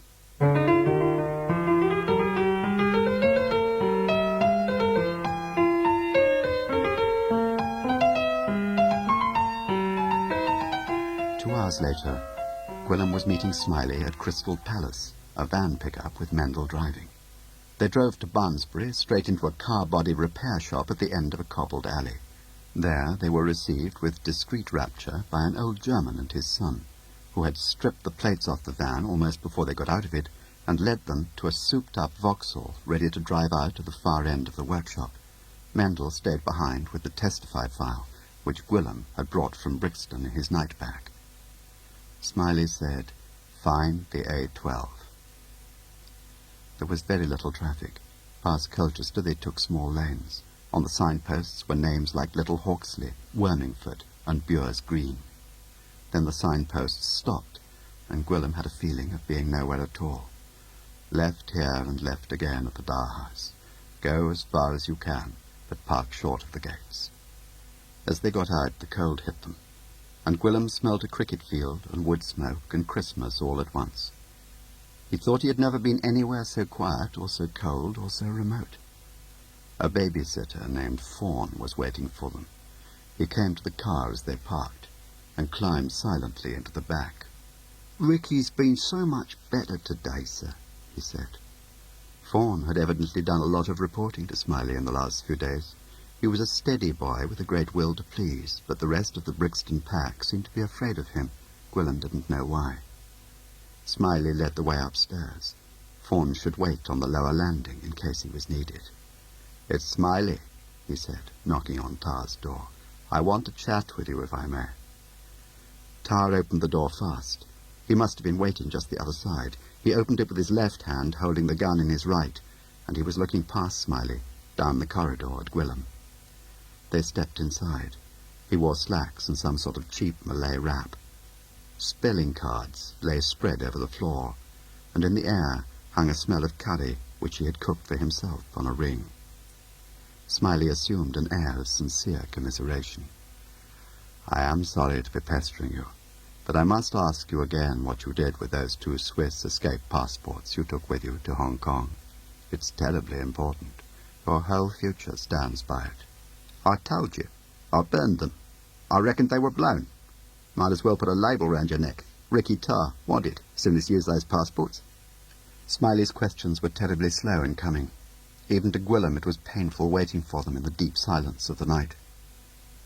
"When you bought your British passport in the name of Poole, did you buy any other passports from the same source?" "Why should I? All I wanted was to get out from under." "And protect your child. And protect her mother, too, if you could. I'm sure you gave a lot of thought to that." Waiting, Smiley appeared to examine the lexicon cards. "All right. So I got passports for Danny and her mother. Mrs. Poole. Miss Danny Poole. What do we do now? Cry out in ecstasy?" Again, it was a silence that accused. "Now, why didn't you tell us that before? Did you perhaps make bookings for the 2 of them in the name of Poole, for the sake of Carla's footpads? Then, perhaps, you burned the Poole passports and doctored the Swiss escapes, one for Danny, one for her mother, and made a different set of travel arrangements which you didn't advertise, arrangements which matured earlier than those you made for the Pooles." Even from where he stood, Gwilym was too slow. Tar's hands were at Smiley's throat. The chair toppled and Tar fell with him. From the heat, Gwilym selected Tar's right arm and flung it into a lock against his back. From nowhere, Fawn appeared, took the gun from the pillow, and suddenly Smiley was straightening his suit, while Tar was back on the bed, dabbing the corner of his mouth with a handkerchief. "I don't know where they are," said Smiley. "As far as I know, no harm has come to them. You believe that, don't you?" Maybe you should keep a better eye on your own damn woman and leave mine alone, Tar whispered. Gwilym sprang forward, but Smiley restrained him. As long as you don't try to communicate with them, Ricky, it's probably better that I shouldn't know. Unless you want me to do something about them, that is. Money or protection of some sort. It won't be long now, perhaps a week. Less if I can manage it. Try not to think too much. By the time they left, Tar was grinning again. So Gwilym guessed that the visit, or the insult to Smiley, or the smash in the face, had done him good. The memory plays strange tricks on an exhausted brain. As Gwilym drove, one part of his conscious mind upon the road, the written report was suddenly there before him on his desk in the circus archives. Every word came back to him in letters a foot high. According to a recently released prisoner from Lubyanka, Moscow Center held a secret execution in the punishment block in July. The victims were 3 of its own functionaries. 1 was a woman. All 3 were shot in the back of the neck. It was stamped internal, said Gwilym. They had parked in a lay-by beside a roadhouse hung with fairy lights. Somebody from London Station has scribbled on it, "Can anyone identify the bodies?" By the coloured glow of the lights, Gwilym watched Smiley's face pucker in disgust. Yes. Well, now, the woman was Irina, wasn't she? Then there was Ivlov. Then there was Boris, her husband, I suppose. He looked across to Gwilym. Tar mustn't know. It is vital that he should have no wind of this. If Tar knew Irina were dead, heaven knows what he would or wouldn't do.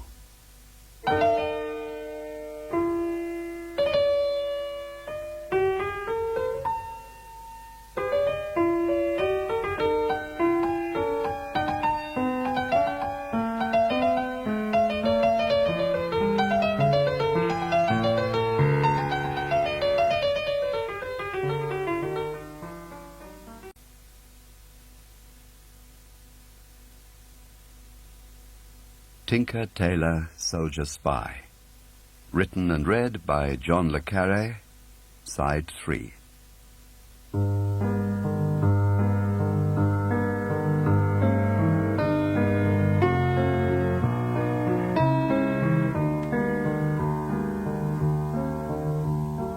Smiley invited Gwilym to dine with him in what was, in effect, a glorified transport cafe. "It is the business of agent runners to turn themselves into legends," began Smiley, rather as if he were delivering a trainee lecture at the nursery at Sarat. "And Carla is one of the legends." "Even his age was a mystery," said Smiley. "And Carla, for goodness sake, is not even a man's name. Decades of his life were not accounted for. So far as I'm concerned, his career began in Spain in 1936, because that at least is documented. He popped up next in the Soviet counteroffensive against Smolensk in the autumn of 41. And between these 2 sightings, Carla visited Britain. We think he was here 6 months. But even today, we don't know under what name or cover.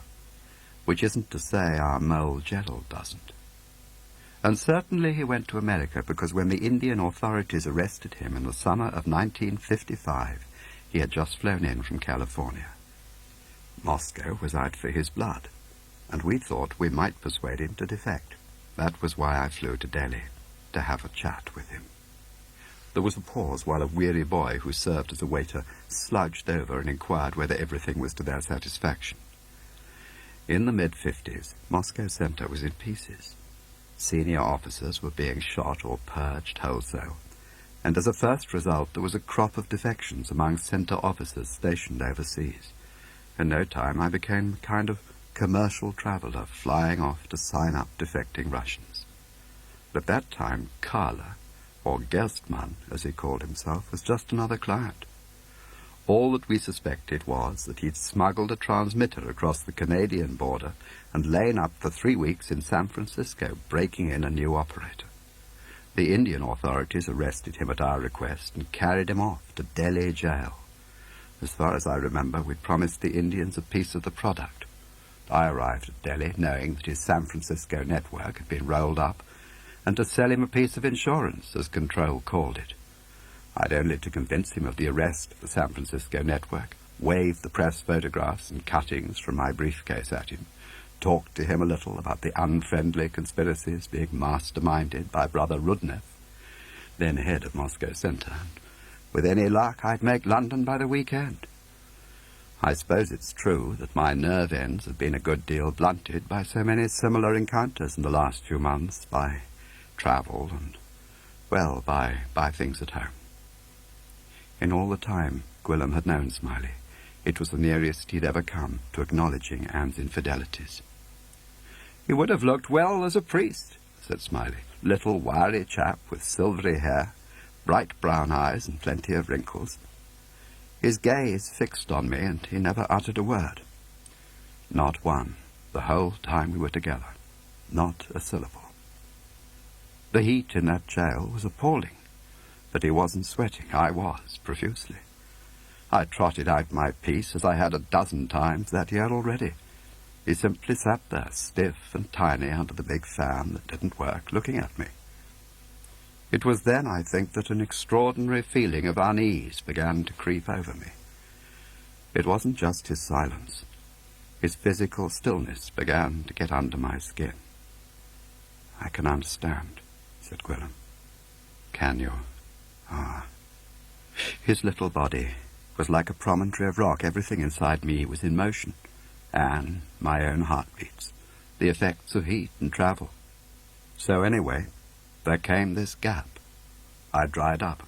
I couldn't think of anything to say. Well, any fool knows that if that ever happens, you get up and walk out. Take it or leave it, you say. See you in the morning. As it was, the next thing I knew, I was talking to him about Anne. Oh, no, not about my Anne.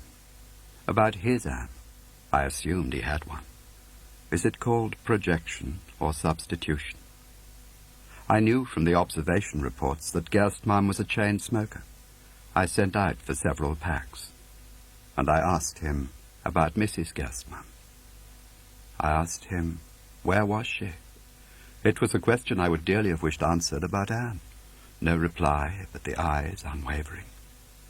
She must make a new life, I said. There was no other way. I ran on. I couldn't stop. I was really thinking of Anne. You see, surely, I said, his wife would prefer to know him safe and well in the West, with a fair chance that she herself would join him, than shot or starving to death in Siberia. Finally, back came the guard with the cigarettes, armfuls of them. I tore open a packet and offered Gerstmann a cigarette. He stood up and very politely indicated to the warders that he would like to return to his cell. Smiley pushed aside his half-eaten food.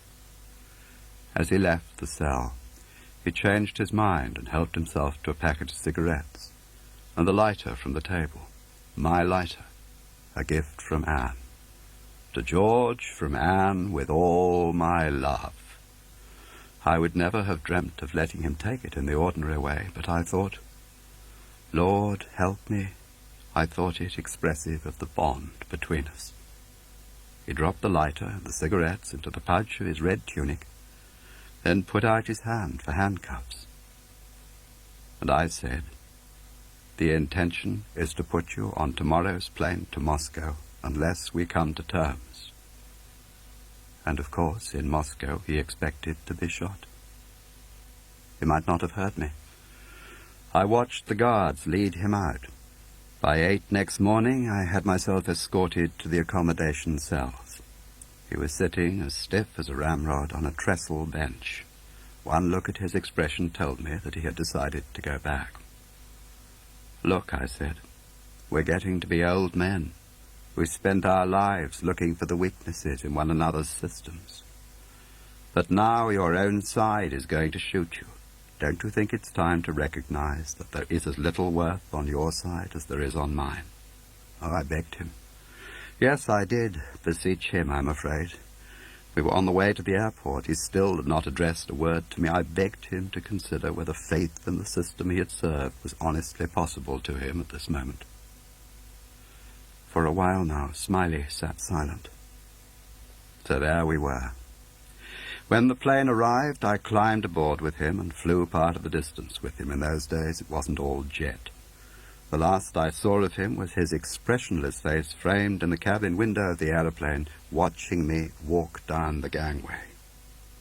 Gwilym gazed at him, still waiting for the resolution. But what do you make of it? Did Carla ever really think of staying? Oh, I'm sure it never crossed his mind. I expect he spent the night working out how he would outgun Rudnev when he got home. Rudnev was shot a month later, incidentally. Carla got Rudnev's job and set to work reactivating his old agents. Among them, Gerald, no doubt. It's odd to reflect that all the time he was looking at me, he could have been thinking of Gerald. I expect they've had a good laugh about it since. Oh, and he still has Anne's cigarette lighter. The waiter took away Smiley's money. Do tell me, was Tar referring to anyone in particular when he made that unpleasant reference to Anne? I'm afraid he was, yes. The rumour is as precise as that. Yes. And what does it say, exactly? That Bill Hayden was Anne Smiley's lover. Ah, I see. Yes, well, thank you. They were back in London within the hour, and through the remainder of the night, the light in the dormer window at the Islay Hotel burned uninterrupted. Unchanged, unshaven, George Smiley remained bowed at his table, reading, comparing, annotating, cross-referring, all with an intensity which recalled the last days of control on the 5th floor of Cambridge Circus. He was looking for the last clever knot that Carla had tied. And then he had it. No explosive revelation, no flash of light. Merely that here before him, in the records he had examined, was the corroboration that between the Mole Gerald and Source Merlin was an interplay that could no longer be denied, that Merlin's versatility allowed him to function as Carla's instrument as well as Allaline's. At the heart of this plot lay a device so simple that it left Smiley genuinely elated by its symmetry. It even had a physical presence, here in London, a house, paid for by Her Majesty's Treasury, all £60,000 of it. It was with a lighter heart than he had known for many months that he took up the file Peter Gwilym had stolen on Operation Testify.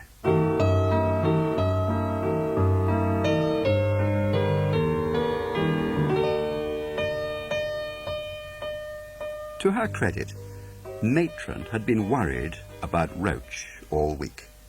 But not even Matron would have hit on plain terror as the diagnosis. Roach the Watcher, best watcher in the whole damn unit, to use Jim Prideaux's treasured words, had finally watched too well. He should never have been there. That was part of his guilt. After a cello lesson on the far side of the village, he had returned to school with deliberate slowness, taking the long route so that he could skirt the dip where Jim's light was glowing. Standing in his usual place, Roach watched the caravan door open and close. Jim was standing at the vegetable patch with a spade in his hand, and Roach, in great perplexity, was wondering what on earth he should be wanting to dig for in the dark. Jim dug fast. Roach counted 12 times. Then, quickly stooping, Jim drew a package from the ground, which he at once smothered in the folds of his duffel coat. Seconds later, the caravan door slammed, and in the boldest moment of his life, Bill Roach tiptoed down the dip to within 3 feet of the poorly curtained window. Jim stood at the table. The package was a foot long and made of yellowy stuff like a tobacco pouch. For a moment or two, Roach remained staring. Then he was running between the hummocks, gulping the night air. He had no thought for where he was heading. All his awareness was behind him, fixed on the black revolver, on the bullets, as Jim threaded them methodically into the chamber, his lined face tipped towards the lamplight, pale and slightly squinting in the dazzle.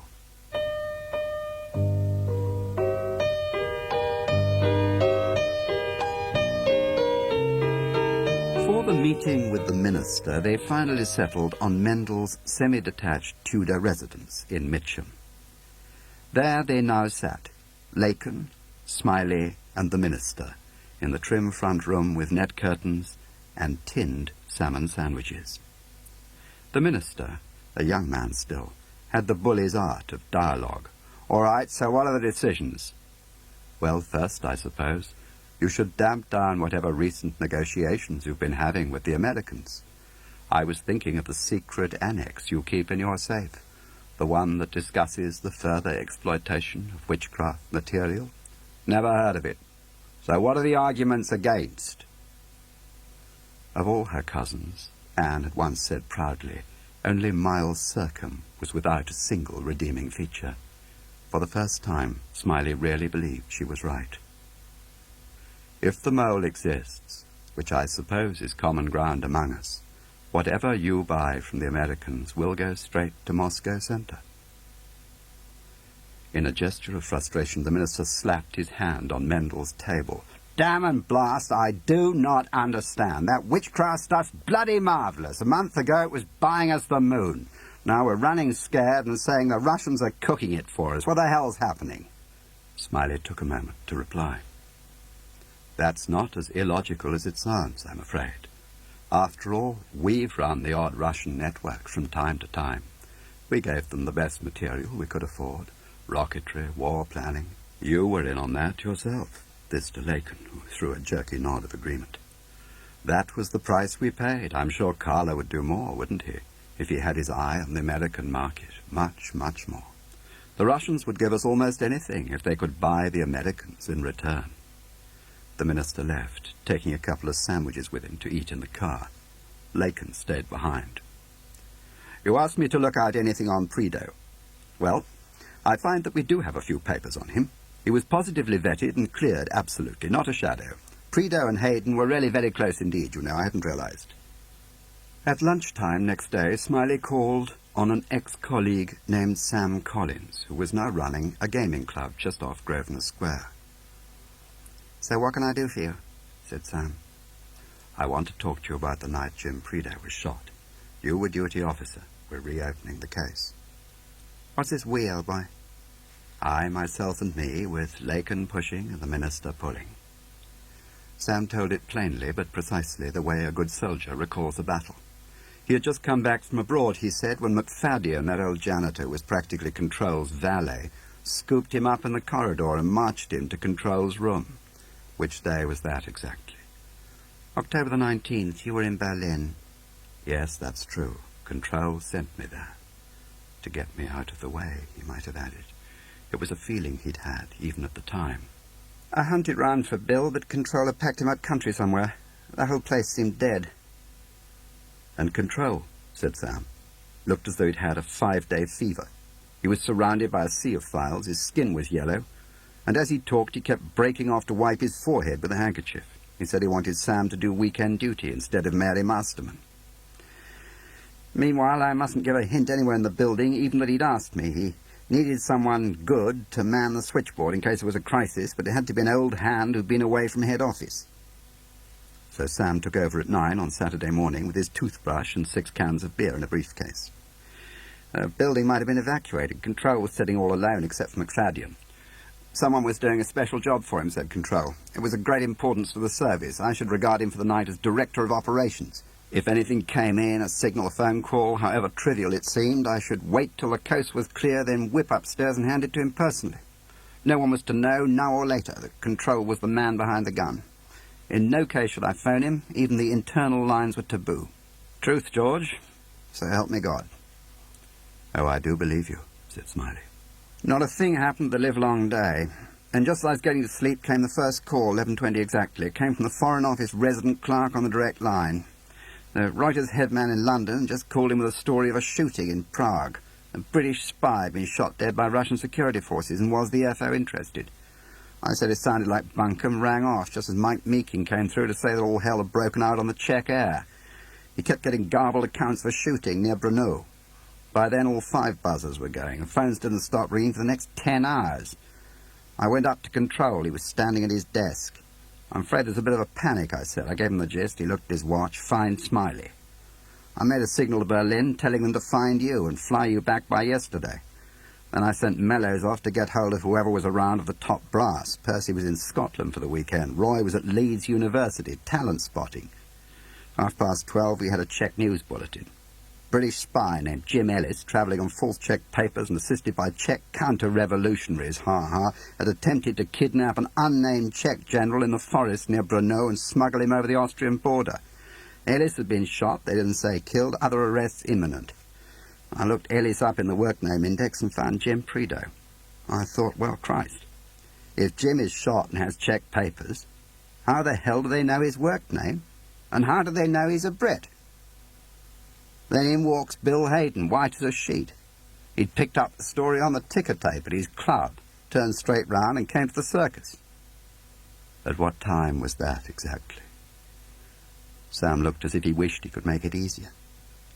1:15, which is late, isn't it, for reading the ticker tape at one's club? Sam shrugged. Oh, he was a treat to watch.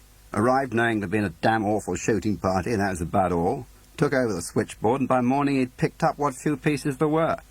He told the Foreign Office to sit tight, got hold of Toby Esterhaz and sent him off to pull in a brace of Czech agents that Bill had been letting hatch. Then Bill rang the Czech head resident in London and threatened to strip him so bare he'd be the laughing stock of the profession if a hair of Jim Prideaux's head was hurt. I felt I was watching a street accident. Bill was the only doctor. Sam wound it up. After that, I went to the south of France for 2 lovely months. When I got back, you were gone. Control was in hospital. Percy Adeline was acting head boy. I didn't seem able to convince him I wasn't involved. Shortly afterwards, I was out of my ear.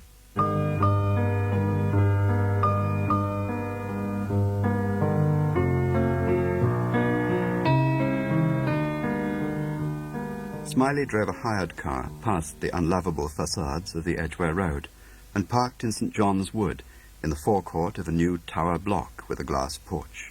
2 men in overalls were hosing down a Rolls-Royce. He walked forward. I'm not a tenant, I'm afraid, but I wonder if I might speak to someone about renting a space. My name's Carmichael. I bought a flat up the road. One white figure strode towards a glazed kiosk built between 2 iron pillars and beckoned Smiley to follow. Max, I want to talk to you, said Smiley, once they were inside the kiosk. Alone, away from here. It's about Jim Prideaux. They drove up to Hampstead and sat watching kids breaking the ice on the pond. I'm not in it anymore. I was sacked. I guess at about the same time as you. Max seemed to stretch slightly, then settle.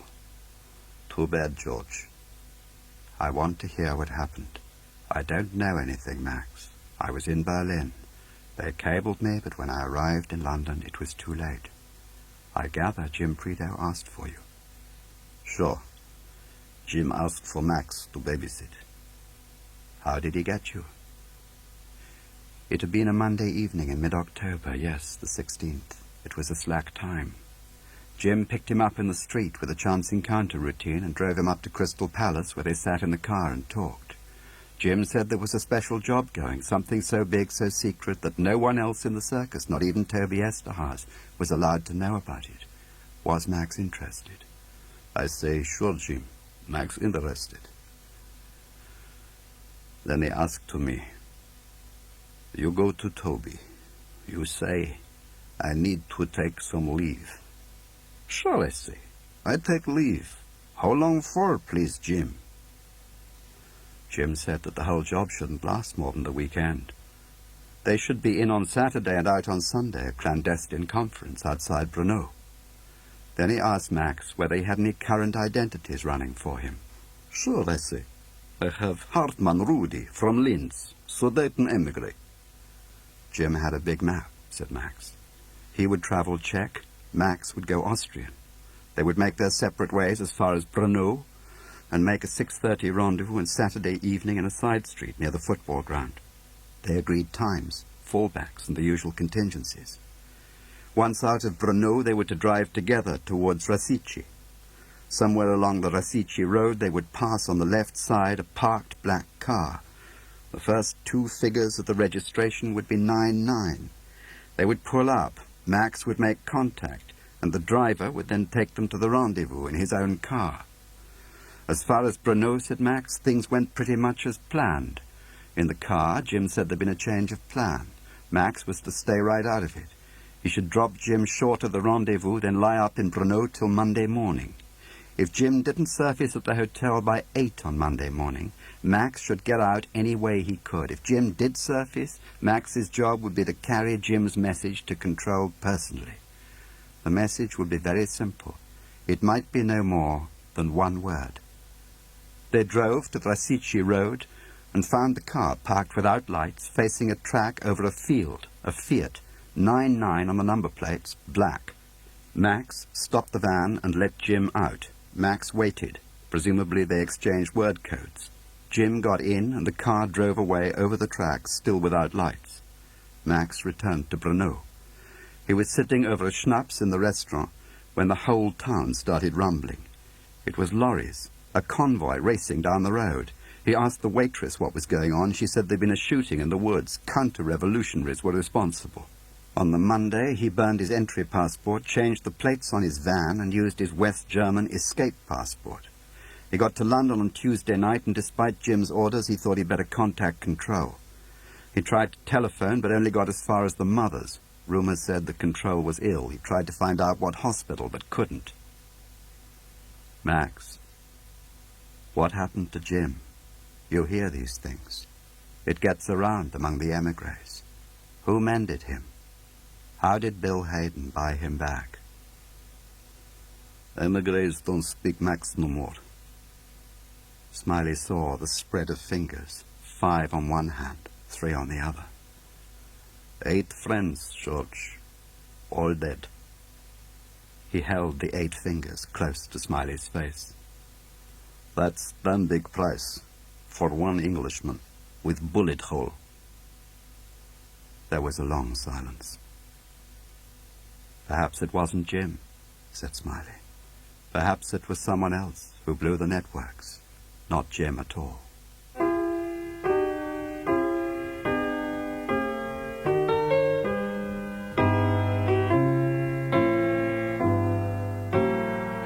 In Fleet Street, there is a certain ground floor cellar full of wine barrels. In other areas, 3:30 might be considered a little late for a pre-luncheon aperitif. But as Smiley gently pushed open the door, a dozen shadowy figures turned to eye him from the bar, and at a corner table sat Jerry Westerby with a very large pink gin. Oh boy, well I'll be damned. He had a mop of sandy grey hair and a red face, and he wore a famous sporting tie over a cream silk shirt. The sight of Smiley clearly gave him great joy. All the amazing things, huh? What'll it be? Smiley ordered a Bloody Mary. It isn't a complete coincidence, Jerry, he said. There was a slight pause between them, which Jerry was suddenly concerned to fill. I haven't seen many of the boys and girls for quite a while, matter of fact. Guess they put me on the shelf. Can't blame them. It wasn't your letter that put them off you, said Smiley, if that's what you were thinking. I burned it as soon as I read it. I didn't tell anyone about it. Oh, very decent of you. Thanks. Shouldn't have written it. Talking out of school, huh? Nonsense. You did it for the good of the service, Jerry. They decided to lunch straight away because Jerry had this story to file for tomorrow's edition. They went to a curry house, and while Smiley made a brave show of enthusiasm for the curry, Jerry was launched upon quite a different story, concerning one Jim Ellis, the story which dear old Toby Esterhaz had refused to let him print. It was a year ago. Well, December. The restaurant Sport in Prague, said Jerry Westerby. Bit off the track of your average Western journalist, but the barman, whose name was Stanislaus or Stan, was a pal. So anyway, that night in Stan's bar, there was this young boy with a pudding bowl haircut, pretty girl on his arm. I thought, watch out, Jerry boy. That's an army haircut, is it? Right? Right, said Smiley. It turned out the boy was Stan's nephew, said Jerry. He was on leave from the army and he'd fallen in love with this girl. He'd 8 days to go and the whole world with his friend, Jerry included. Jerry particularly, in fact, because Jerry was paying for the booze.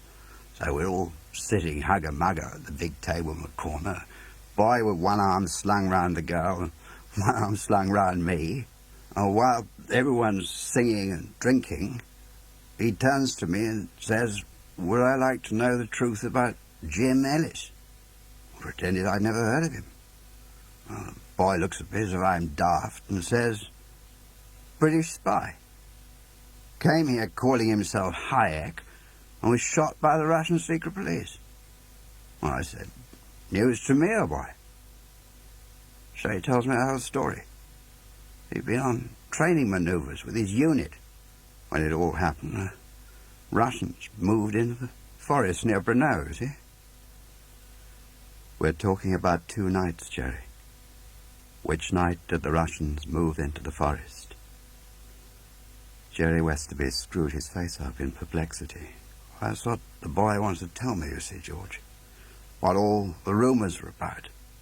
The Russians moved in on the Friday. Well, they didn't shoot Hayek till the Saturday, so the wise lads were saying, there you are. Russians were waiting for Hayek to turn up, you see. Knew he was coming, you see. Bad story. Well, that's what Toby felt too, mind you. Bad story. We saw it the same way. We just reacted differently. And that was it, said Jerry.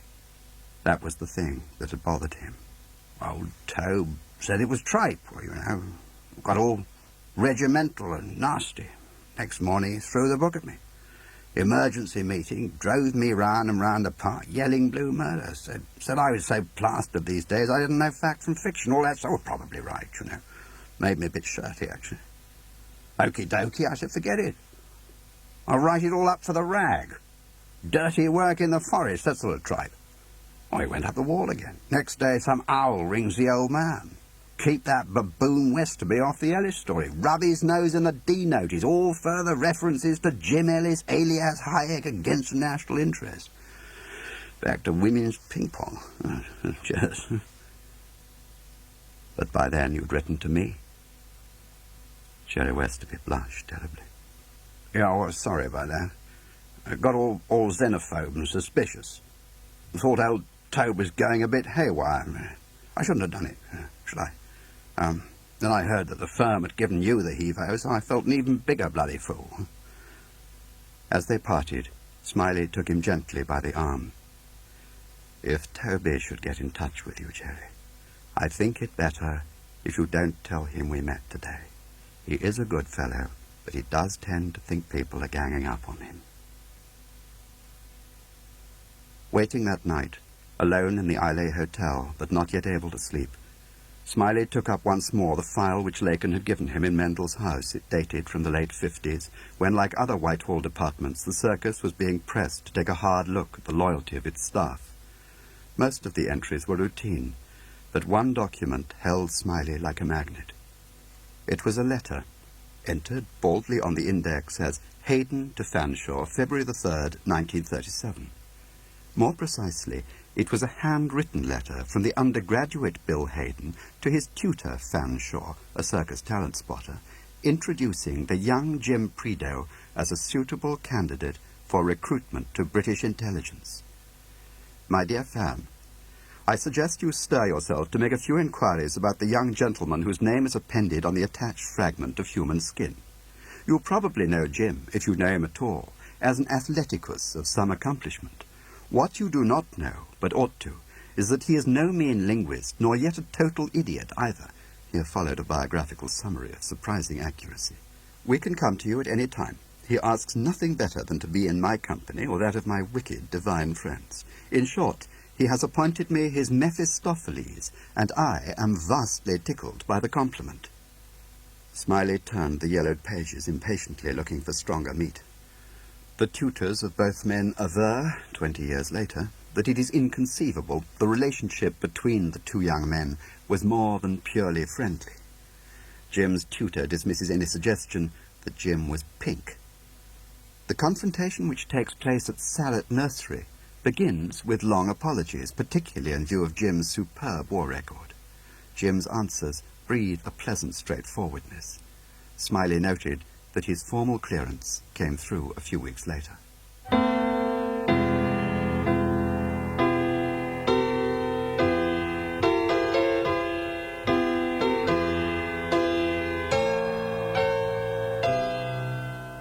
In Jim Prideaux's world, Thursday had gone like any other.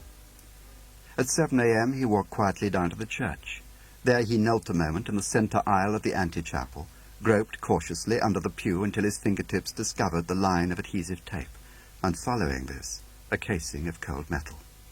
His devotions over, he bashed up Coombe Lane to the hilltop, jogging a bit to get a sweat running. In the common room, he went through another routine. Every week, from the same postbox at the same time, you post one envelope to yourself and a second to an innocent party at the same address. If your letter turns up later than the other fellows, you've just felt someone's hot breath on you. Once again, though, the two letters clocked in together. From there, school routine carried him on to first bell. As Jim rang it, he was aware of little Bill Roach, standing right beside him, peering up at him with a white smile, wanting his attention, as he wanted it half a dozen times each day. "Hello there, Jumbo. What's your headache this time?" "So there's someone asking where you live, sir?" Jim put down the bell. "What sort of someone, Jumbo?" "He asked at Mrs. McCullum's. He said he was a friend. And he got back into his car. It's parked up in the churchyard, sir." Roach had run out of words. Jim felt calm, almost easy. For days he had known there was someone, and he had made his dispositions. He'd bought railway tickets to various places. He'd uncached his old identities and his gun and hid them handily above ground. He'd dumped a suitcase full of clothes in the boot of the car and kept the tank full. That evening, doing his rounds of the sick bay, Jim noted a blue saloon parked in the shadow of the church, close in under the elms. As he watched, a little back from the window, he saw the car door open. Climbing cautiously out, wearing a heavy overcoat, was George Smiley. Inside the motel room, Smiley had arranged things properly. He had spaced the chairs and put the vodka on the low table. And now, as Jim Prideaux sat glaring at him, he extracted a plate of smoked salmon from the tiny refrigerator. "I thought we should at least be comfortable. When do you have to be at school again?" "Don't you come here playing cat and mouse with me, George Smiley. You want to know things, get my files from Control." "The trouble is, Control's dead, and I was thrown out long before you came back. Didn't anyone bother to tell you that when they got you home? I know Control made you promise by all that's holy, but that's finished. I brought a letter from Lacan, and if you want to ring him, he's standing by." "Didn't anyone get out?" "No, they seem to have been shot." They telephoned Lacan, and then they took Smiley's car and drove for 20 minutes, Jim at the wheel. When they parked, they were on the plateau with a long view down the valley. Jim sat as still as iron, right shoulder high, his face cut sharp against the sky. Smiley kept his first questions short. What of Jim's briefing by Control? "Control told me he had an offer of service. Highly placed official. Cover name testify."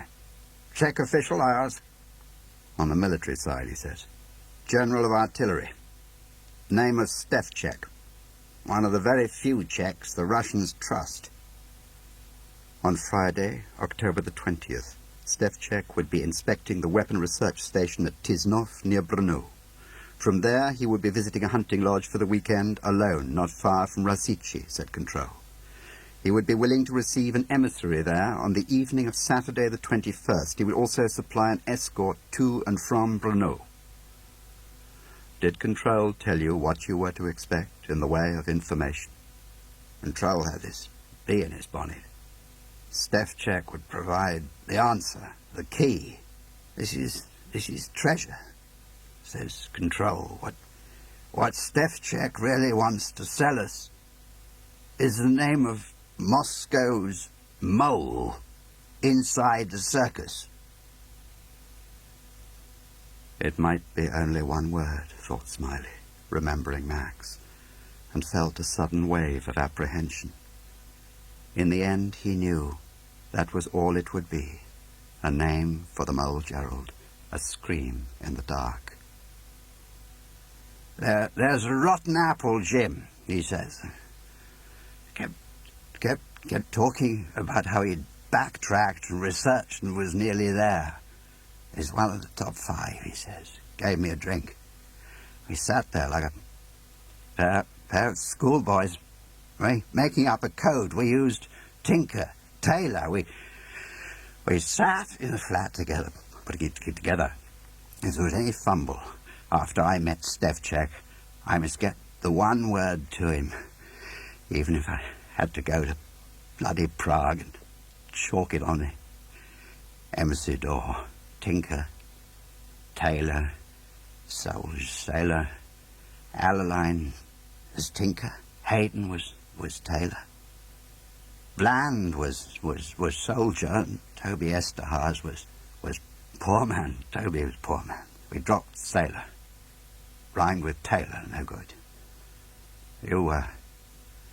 George Smiley was beggar man. Oh, was I now? How about a stroll, Jim? There was no wind. The stars were very clear, and as Jim took up his story, they went on walking side by side. Jim described the recruitment of Max, the maneuvers he went through to disguise his mission from the rest of the circus, and how he landed by scheduled flight at Prague Airport at 10 on Saturday morning. He went through the barriers like a song, but at Masaryk Station he recognized the fur-lined plastic boots of a woman who had pushed past him earlier that morning with a pram. From then on, Jim didn't suspect. He knew, just as Smiley would have known. Jim boarded the Brno train. If they wanted to arrest him, they would by now have done so. They must be following him in order to house his contacts. Jim guessed that his Hayek identity was blown and that they'd primed the trap the moment he'd booked himself on the plane. But as long as they didn't know he'd flushed them, he still had the edge. There's a store in Brno Main Square. Sells everything. I bought some kids' toys, scarves, cigarettes, stole a fur hat, a white plastic raincoat, a carrier bag to put them in. I loitered the men's department long enough to know that a couple of women who formed the forward pair were still right there behind me. I moved fast. I pulled the white raincoat over my overcoat, stuffed carrier bag into the pocket, put on my fur hat. I shoved my leftover parcels into the litter bin and ran like a bloody madman down the emergency staircase, smashed open fire door, pelted down an alley, squeezed into a crowded tram, and stayed there, hugging myself to the last stop but one. Walked for an hour, more, but I made the fall back with Max to the minute. When he and Max reached the parked Fiat, said Jim, the word code passed off without a hitch. The Magyar driver took the wheel for half an hour by Jim's watch, heading northeast. They drove without lights. Without warning, the Magyar cut the engine. They were not quite stopped when he reached for the handbrake, and Jim smashed his head against the window post and took his gun. They were at the opening to a side path. 30 yards down this path lay a low wooden hut. There was no sign of life. Jim told the Magyar what he would like him to do. I told him to wear my fur hat and put on my coat and do my walking for me. Just take it slowly, I told him. Keep your hands linked behind your back. Walk at the center of the path. Don't wander. I'll shoot you. And he reached the hut. Go inside. Explain to the general that Jim was just taking usual precautions. Then he should walk back slowly, take his time, and report to me that all was well, or not, as the case might be.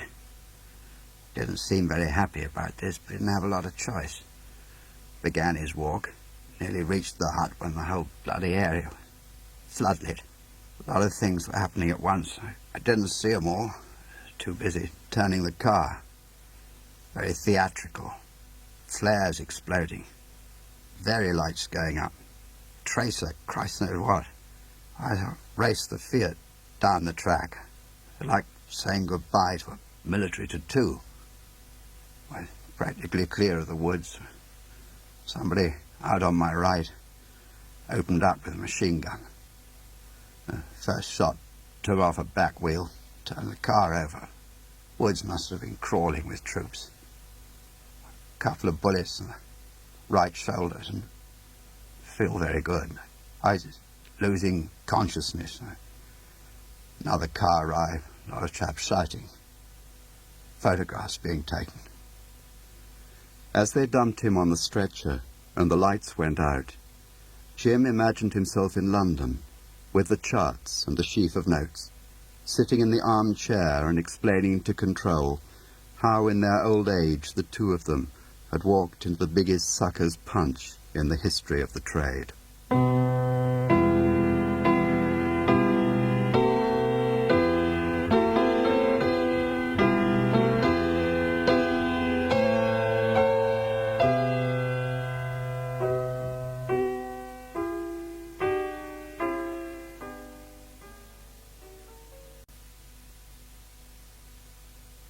Tinker, Tailor, Soldier, Spy. Written and read by John Le Carre, Side 4.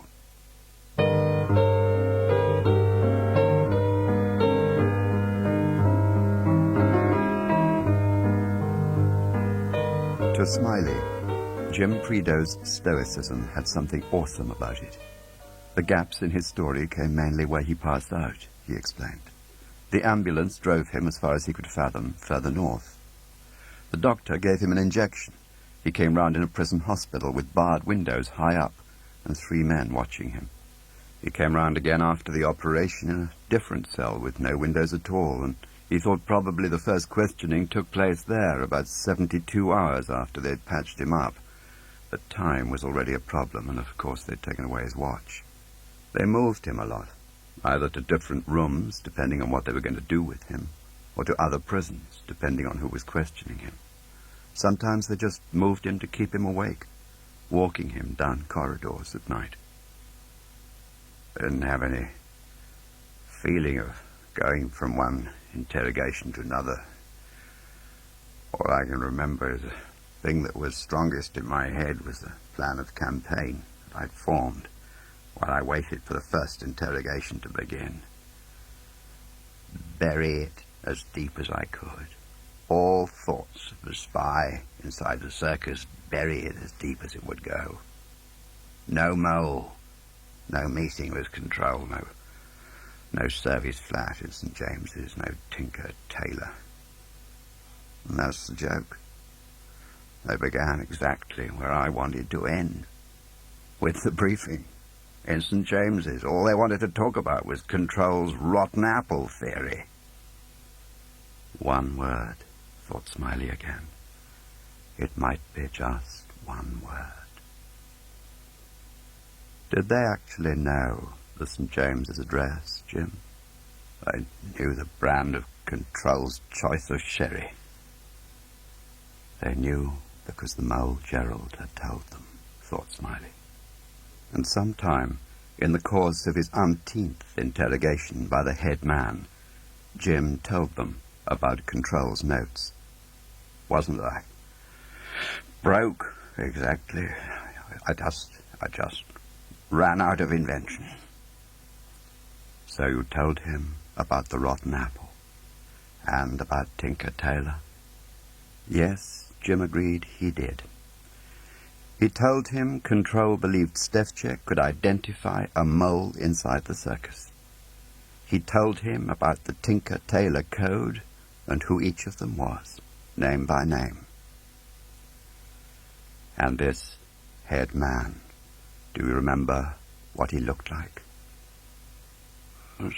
Straight-eyed, intelligent fellow, a lot of humanity. Chain smoker. And what did he say about me? Well, showed me a cigarette lighter, said it was yours.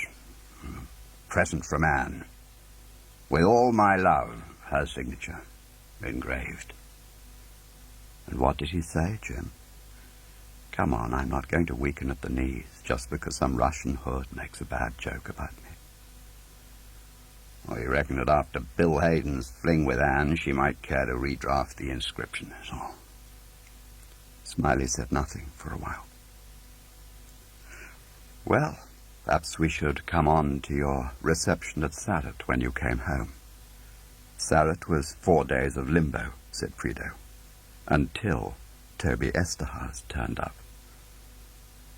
Toby ordered me not to approach anyone or try to get my story heard, because it was all being taken care of at the highest level, and anything I did might spoil the kill. I could forget Tinker, Taylor, and the whole damn game. Moles, everything. Drop out, he says. You've been ordered to become a lotus eater. And that's what I've been doing. Obeying orders. Eating lotus and forgetting. The same night, Peter Gwilym drove west, clean across England to Liverpool, with Ricky Tarr as his only passenger. Don't hang about in Dublin, said Gwilym. Take the first plane out. It was still dark when the Irish ferry sailed. There were soldiers and police everywhere. A fierce wind was blowing off the sea, and the going looked rough.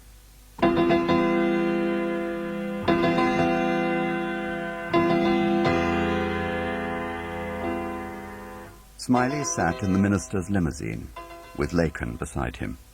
The chauffeur had been sent to find himself breakfast. The minister sat in the front, and everyone looked forward down the long bonnet, across the river to the foggy towers of Battersea Power Station. The minister broke a funereal silence. If you're right, how much porcelain will he break at the end of the day? Smiley did not quite understand. I'm talking about scandal. Gerald gets to Moscow, right, so then what happens? Does he leap on a soapbox and laugh his head off in public about all the people he's made fools of over here? I don't see why we should let him go just so he can pull the bloody roof down over our heads. I mean to say, just because the Russians know our secrets doesn't mean everybody else has to. I think that's always been a point the Russians accept. They've never made use of their opportunities so far, have they? Said Lacan. Well, make sure they toe the line. You tell them that what's sauce for the goose is sauce for the gander. We don't go round publishing the batting order at Moscow Centre, so they can bloody well play ball too for once. Right, George? But Smiley had temporarily lost his sense of hearing. Safe houses I have known, thought Peter Gwilym, looking round the gloomy flat. He could write of them the way a commercial traveller could write about hotels, from your 5-star Hall of Mirrors in Belgravia to this 2-room scalp hunter's shakedown in Lexham Gardens, smelling of dust and drains. He was crossing the hall when the entry phone rang exactly on time. He lifted the phone and heard Toby Esterhazy's distorted voice howling in the earpiece. He pressed the button and heard the clunk of the electric lock echoing in the stairwell. He opened the front door. How are we? He said. Toby pulled off his coat and gloves. Fine, actually, Peter. So we are expecting a Pole, he sat down. A Pole in the fur trade who you think might run courier for us.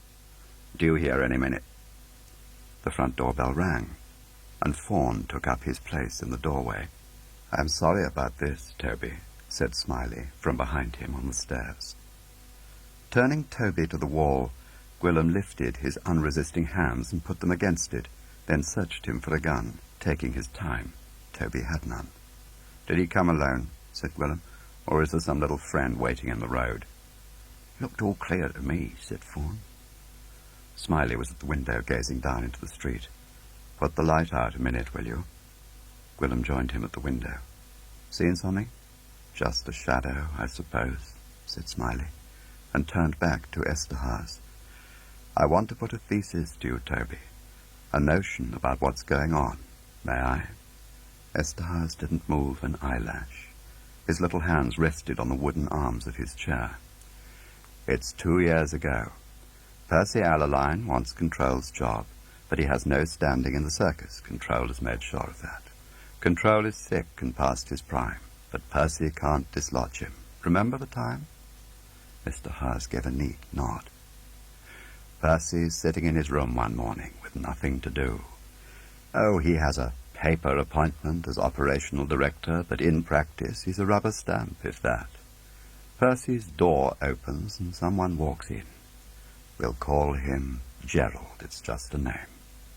Percy, he says, I've stumbled on a major Russian source, and I've codenamed him Merlin.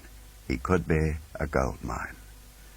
Gerald says that he expects to be getting some trade samples in a day or two, and he'd like Percy to run his eye over them. But why me, says Percy. What's it all about? So Gerald tells him. Percy, he says, some of us in the regional sections are worried sick by the level of operational losses. There seems to be a jinx around. We want you to help us put that right. Now, Gerald is careful not to suggest that there's a traitor inside the circus who's blowing all the operations. The last thing Gerald wants is a witch hunt. But he does say that the place is leaking at the joints, and that slovenliness at the top is leading to failures lower down. All balm to Percy's ear. Then he makes his proposal. We, that is, myself, Gerald, and those like-minded souls who are associated with this project, would like you to act as our father figure, Percy. You handle the committees. We'll handle Merlin. If you act as our cutout and protect us from the rot that's set in, which means, in effect, limiting knowledge of the operation to the absolute minimum, we'll supply the goods. Well, then, one day Gerald produces the first sample. And of course it's very, very good. Naval stuff, as it happens, which couldn't suit Percy better because he's very well in with the Admiralty. So Percy gives his naval friends a sneak preview, and they water at the mouth. Where does it come from? Will there be more? As to the identity of the source, well, that's a big, big mystery at this stage, but so it should be. Because very conveniently, Merlin wasn't just one source, was he? No, not by the time Gerald had let Percy in on the secret, and the two others Percy had by now drawn into the magic circle. Rather like Alaline, Merlin was the spokesman of a whole dissident group, made up of, say, 6 like-minded Soviet officials, each in his way well-placed. Merlin's job was to collate their intelligence and get it to the West. And his fellow conspirators also looked to him to deal with Gerald and agree the financial terms, because they do want money. Oh, lots of money. That's a motive we all understand. Right, Toby? So Whitehall pays him a fortune and calls his intelligence priceless. And some of it is good, and so it should be. Then one day, Gerald admits Percy to the greatest secret of all. Merlin has a London end. It's the start, I should tell you now, of a very, very clever knot. According to Gerald, a member of the Soviet embassy here in London is actually ready to act as Merlin's London representative. And if every imaginable precaution is taken, it is even possible now and then for Gerald to arrange clandestine meetings with this wonder man to receive answers from Merlin almost by return of post. We'll call this Soviet official Alexei Alexandrovich Polyakov, and we'll pretend he's a member of the cultural section of the Soviet embassy here in London. Are you with me, Toby? I didn't hear anything, George. I'd gone deaf. Very quickly, Polyakov becomes important, because before long, Gerald appoints him linchpin of the witchcraft operation. Some of Merlin's best material is smuggled to London by diplomatic bag. All Polyakov has to do is slit open the envelopes and pass them to his counterpart in the circus, Gerald, or whomever Gerald nominates. But we must never forget that this part of the Merlin operation is deathly, deathly secret, confined to the original magic circle for very good reasons. You Percy, Bill Hayden, and Roy Bland. You four are the magic circle, right? Esterhazy was staring fixedly at the wall, as if trying to work out who built it. Now, let's just speculate about how it works in detail. There's a house. We know that. Who meets him, Toby? Who has the handling of Polyakov? You? Roy? Bill? Taking the far end of his tie, Smiley turned the silk lining outwards and began polishing his glasses. But Toby was still studying his wall. Everyone meets him, Smiley suggested, answering his own question. Sometimes Toby also has his solo sessions. Tell me, Toby, does the Russian name Lapine ring any bells with you? A lick, a frown, a smile, a forward movement of the head, as Toby, with apparent reluctance, gives up his wall. Sure, George. I know Lapine. Who ordered the lamplighter reports on Lapine destroyed? I did, George. On your own initiative. What was Lapine's job over here? Actually, he worked for Polyakov. Polyakov's a Moscow hood, but we buy him, okay? But he's got to pretend to his own people that he's spying on us. I mean, how else does he get away with it? He comes down to our shop, so he's got to take home some goodies. So we give him goodies. I mean, chicken feed, so that he can pass it home and everyone in Moscow clap him on the back and tell him he's a big guy. I mean, happens every day. So who is Polyakov's agent inside the circus? If his cover for meeting you people is that he is spying on the circus, then he must have a circus spy, mustn't he? So who is he? You? If that should turn out to be the case, you're going to need some pretty good friends, Toby. Like us. That's how my thesis runs, you see. Just to complete it. That Gerald is a Russian mole, run by Carla, and he's pulled the circus inside out. Esterhazy looked slightly ill. George, I mean, you got a nice idea, okay, but there's two sides to everyone, and maybe you got the wrong one. Listen, I mean, whoever called witchcraft chicken feed, I mean, no one, never. It's the absolute best. So who's Merlin? Esterhazy shook his head. But at least you've heard he's based in Moscow and a member of the Soviet intelligence establishment. That much they tell me, yes, that's true. Smiley assumed a quiet, distant manner. It is the perfect fix, you see that, don't you, Toby, really? It silences the doubters before they've even spoken out. Moscow Center must be allowed to think they have an important circus source. Whitehall, on no account, must get wind of the same notion. Take it to its logical conclusion, and Gerald would have us strangling our own children in their beds. Toby had his next speech ready. I mean, naturally, if there's anything I can do of a practical nature, I mean, you know me, George. I'm always pleased to help, no trouble, you know. Where's this safe house you keep exclusively for Polyakov? 5 Lock Gardens, Camden Town, George. With a caretaker? Mrs. McCraig, Millie McCraig, a marvelous woman.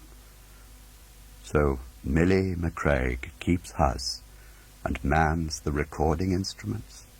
She does, said Toby, ducking his head with great alertness. Well then, in a minute I want you to telephone her and tell her I'm staying the night and I'll want to use the equipment. What's the procedure for contacting Polyakov if you want a crash meeting? My boys have a room on Haverstock Hill, said Toby. Polyakov drives past the window each morning on the way to the embassy, each night going home. If they put up a yellow poster protesting against traffic, that's the signal. It's all very simple. And at night? At weekends? Wrong number phone call. Toby, I want you to take the weekend off. Would that raise eyebrows in the circus? Enthusiastically, Esterhazy shook his head. I'm sure you'd prefer to be out of it anyway, wouldn't you? Esterhazy nodded. Say you have whatever sort of trouble you're in these days. You'll be spending the night here, possibly, too. Fawn will look after you. There is food in the kitchen. While Gwilym and Smiley looked on, Esterhazy dialed the circus and asked for Phil Porteous. He said his lines perfectly, a little self-pity, a little conspiracy, a little joke. Some girl who was passionate about him up north, Phil, and threatening wild things so I don't go up and hold her hand. And when he had squared Porteous, he dialed a number in North London. Mrs. M, hello, this is your favorite boyfriend. Recognize the voice? Oh, good. Listen, I'm sending you a visitor tonight, an old friend. He wants to check the wiring.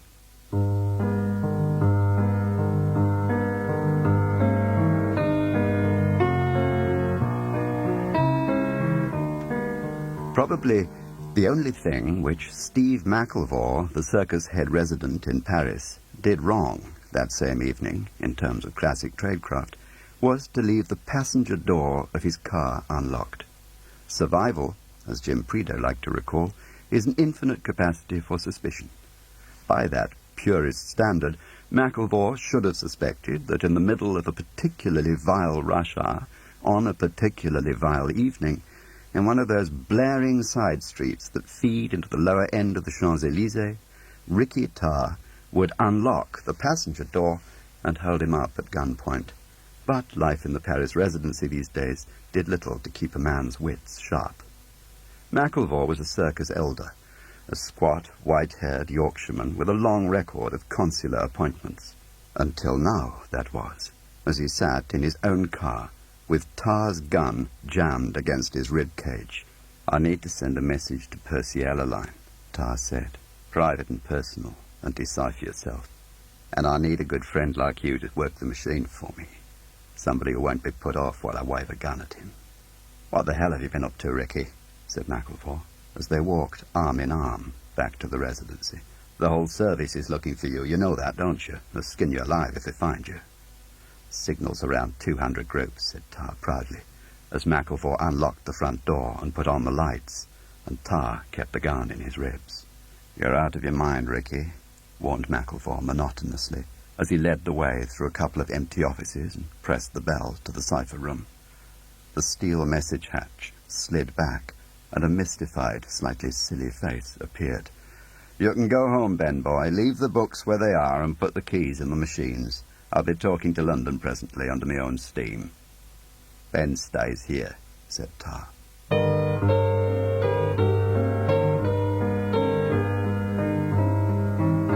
In Cambridge Circus, the lighting was quite yellow, and from where Mendel stood on the third floor of the clothes shop, the wet tarmac glistened like cheap gold. It was nearly midnight, and he'd been standing there 3 hours. Shortly before 11, just an hour ago, a cab had drawn up at the theatre. Mendel had never seen Alaline, but Gwilym had described him, and as he watched him through the glasses, he recognized him without a doubt, a big, lumbering fellow in a dark coat. Mendel picked up a telephone receiver from the floor. "Looks like Clinker's clocked in." "How did he look?" said Smiley's voice. "Busy," said Mendel. "So he should be." At that moment a second cab drew up, squarely at the front entrance, and a tall, slow figure cautiously climbed the steps one at a time, like a man who takes care of his heart. "Here's your tailor," said Mendel into the telephone. "Hold on, here's Soldier Boy too. Proper gathering the clans by the look of it." A moment later, Roy Bland clumped across the street to the entrance and joined the party. Lock Gardens was a terrace of 4 flat-fronted 19th century houses, each with a strip of walled back garden running down to the Regent's Canal. Mrs. Millie McCraig was a wiry Scottish widow with brown stockings and bobbed hair, and she loved Smiley, as a Vestal Virgin loves her priest. "Where are the mics, Millie?" "They were in pairs," Millie murmured, "bedded behind the wallpaper, 2 pairs in each room on the ground floor, 1 to each room upstairs. Each pair was connected with a separate recorder." He followed her up the steps. The top floor was unfurnished, save for an attic bedroom, which contained a grey steel frame with 8 tape machines, 4 up, 4 down. Downstairs again, she showed him the switches which controlled the system. An extra switch was fitted in each finger panel. Any time one of the boys wants to go over to record, is only to turn down the left-hand light switch. From then on, the system is voice-activated, George, which is to say, the tape deck does not turn unless somebody is speaking. Smiley walked to the scullery, with its view to the canal. Taking out a pocket torch, he signalled one flash into the darkness of the garden. What are the safety procedures? 2 full milk bottles on the doorstep. You may come in, and all's well. No milk bottles, and you're no to enter. With a small screwdriver, Gwilym cautiously removed the screws from either side of the plastic panel and peered at the wiring inside. Very carefully, he turned the end switch upside down, twisting it on its wires, then screwed the plate back in position, leaving the remaining switches undisturbed. "We'll just give it a whirl," said Gwilym. And while Smiley went upstairs to check the tape deck, Gwilym sang Old Man River in a low Paul Robeson growl. "Thank you," said Smiley with a shudder, coming down again. "That's more than enough." While Millie looked on, Smiley grimly set the stage. He put the telephone beside an armchair in the drawing-room, then cleared his line of retreat to the scullery. He fetched 2 bottles of milk from the kitchen and placed them on the doorstep. He removed his shoes and left them in the scullery, and having put out all the lights, took up his post in the armchair, just as Mendel made his connecting call. Somebody had just come out of the circus, said Mendel. Front door, but he couldn't be certain of the identification. Mackintosh and hat, bulky and moving fast. Must have ordered a cab to the door and stepped straight into it. Heading north, your way. Smiley looked at his watch. Give him 10 minutes, he thought. "I'm ringing off," said Smiley. On the footpath, Gwilym read 3 long flashes. The mole is on his way. Smiley heard a taxi. He heard the slam of its door and the tread of one pair of feet on the gravel, brisk and vigorous. He heard the latch turn. Front door opened. Someone stepped into the house. He heard the door close. He heard the light switches snap and saw a pale line appear under the kitchen door. He adjusted his grip on the gun.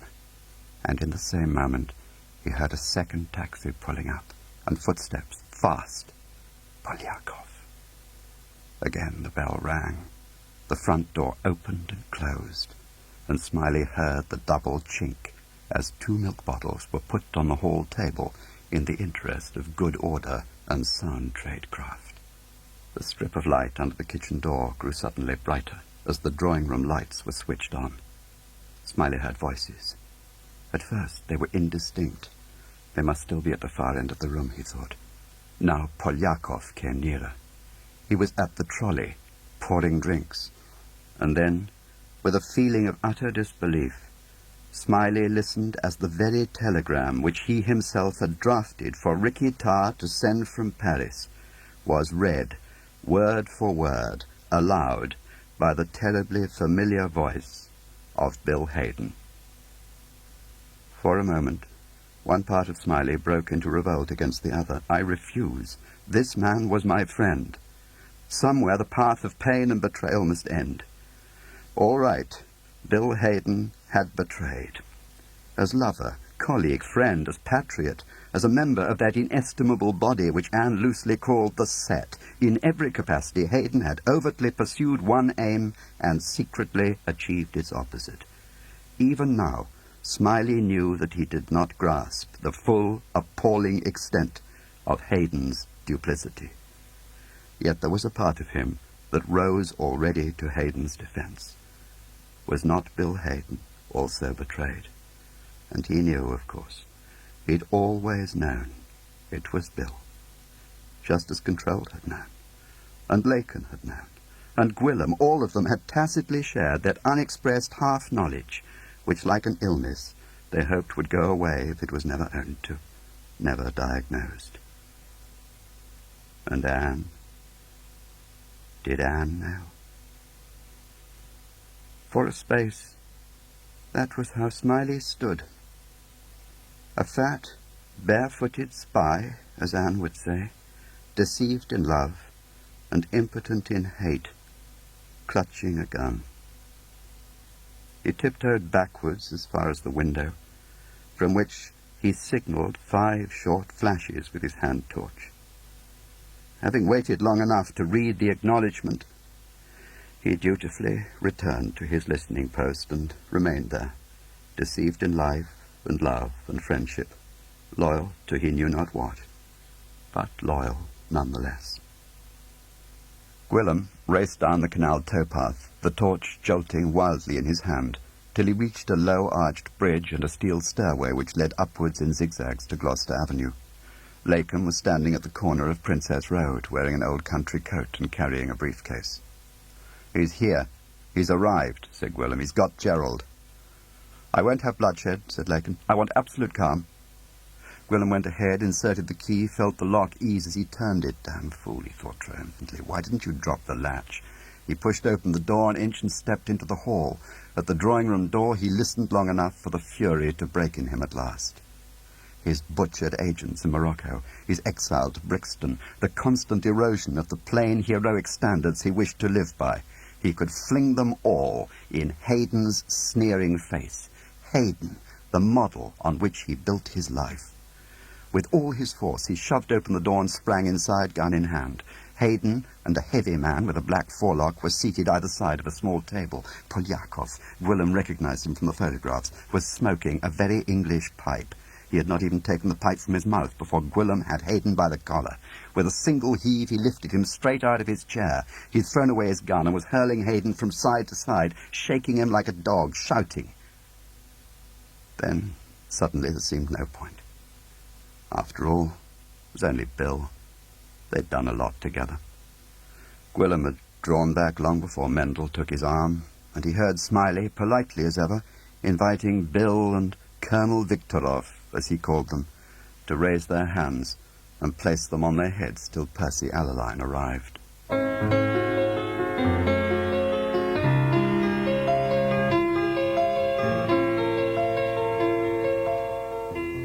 For the next few days, George Smiley lived in limbo. He rose late and pottered around the house in his dressing gown. Once Laken called with a request from the minister that Smiley should stand by to help clear up the mess at Cambridge Circus, where he called upon to do so. Replying vaguely, Smiley prevailed on Laken to take extreme care of Hayden's physical safety while he was at Sarat. "Aren't you being a little dramatic?" said Laken. "The only place he can go is Russia, and we're sending him there anyway." On the morning of the third day, the doorbell rang, and it was Laken. Smiley was required at Sarat, he said. Hayden insisted on seeing him. The inquisitors had got nowhere, and time was running out. Smiley found Hayden in a Nissen hut among the trees. He was dressed in denims, he was trembling, and he complained of dizziness. Several times he had to lie on his bed to stop the nosebleeds. Smiley had tried, on the journey down, to remember Prideaux and Irina and the Czech networks, and he even entered Hayden's room with a vague notion of public duty. He felt instead rather shy. They walked in the grounds, and Smiley established with something close to despair that the perimeter of Sarat was not even patrolled anymore. After one circuit, Hayden asked to go back to the hut, where he dug up a piece of floorboard and extracted some sheets of paper covered in hieroglyphics. Smiley did not bother to write anything down, since it was common ground between them that their conversation was being recorded anyway. The statement began with a long apologia. Hayden spoke not of the decline of the West, but of its death by greed. He hated America very deeply, he said, and Smiley supposed he did. Then he came to his own case. At Oxford, he said, he was genuinely of the right, and in the war it scarcely mattered where one stood as long as one was fighting the Germans. After 45, he said, it gradually dawned on him that if the test ever came, if either monolith had to win the day, he would prefer it to be the East. And from then on, he said, it's only a matter of time before he put his efforts where his convictions lay. And that was the first day's take. A white sediment had formed on Hayden's lips, and he had begun weeping. They agreed to meet tomorrow at the same time. And on that evening, following Hayden's instructions, Smiley took a tube to Kentish Town and unearthed a cottage in an unconverted mews. A flat-faced fair girl in jeans opened the door to him. There was a smell of oil paint and baby. He opened with, I'm from Bill Hayden. He's quite all right, but I've got various messages from him. About bloody time and all, said the girl. The living room was filthy. Through the kitchen door he saw a pile of dirty crockery. Oh, and I'm to give you that, said Smiley, and delving in an inside pocket, handed her an envelope. Bread, said the girl. She ripped it open. There was no note, just a cheque. But the cheque was enough. Even from where Smiley sat, he could see it had 4 figures. Returning to Bywater Street, Smiley again had the impression of being followed, and tried to telephone Mendel with the number of a cab which had twice caught his eye. Smiley slept uneasily and woke at 5. By 8, he was back at Sarrett, to find Hayden in festive mood. He had been told that the exchanges had been agreed, and he should expect to travel tomorrow or the next day. His requests had a valedictory ring. The balance of his salary should be forwarded to him care of the Moscow Narodny Bank, who would also handle his mail. Then the cover for his disappearance. So play it long, he said. Say I've been posted, lay on the mystery. Give it a couple of years, then run me down. Oh, I think we can manage something. Thank you, said Smiley. Oh, and there was a boy, Hayden added carelessly. Sailor friend. Lived in Notting Hill. Better give him a couple of hundred to shut him up. Can you do that out of the reptile fund? I'm sure. Hayden wrote out an address. In the same spirit of good fellowship, he then entered into what Smiley had called the details. From about 1950 onwards, if he was to be believed, Hayden had made Carla occasional selected gifts of intelligence. These early efforts were confined to what he hoped would discreetly advance the Russian cause over the American. He was, he said, scrupulous not to give them anything harmful to ourselves, as he put it, or to our agents in the field. The Suez adventure in 56 finally persuaded him of the inanity of the British situation. From 56 on, he was a committed full-time Soviet mole. In 61, he formally received Soviet citizenship, and over the next 10 years, 2 Soviet medals. Meanwhile, both Carla and Hayden were receiving signals that Control was smelling a rat. It was a race between Control's researches and his health. Twice he had very nearly struck gold, and if Carla had not been quick on his feet, the mole Gerald would have been trapped. How much of the material was genuine? Said Smiley. Obviously the standard varied according to what one wanted to achieve, said Hayden. In theory, fabrication was very easy. Hayden had only to advise Carla of Whitehall's areas of ignorance, and the fabricators could write for them. Witchcraft placed Hayden virtually out of Control's reach, and gave him a cast-iron cover story for meeting Polly whenever he wanted. Hayden would photograph circus documents in the seclusion of his room, under cover of preparing Polly's chicken feed, hand it over to Esterhaz with a lot of other rubbish, and let him cart it down to the safe house in Lock Gardens. It was a classic, said Hayden. Percy made the running, I slipstreamed behind him, Roy and Toby did the legwork. Operation Testify, said Hayden, was rather a desperate throw. Hayden was certain that Control was getting very warm indeed.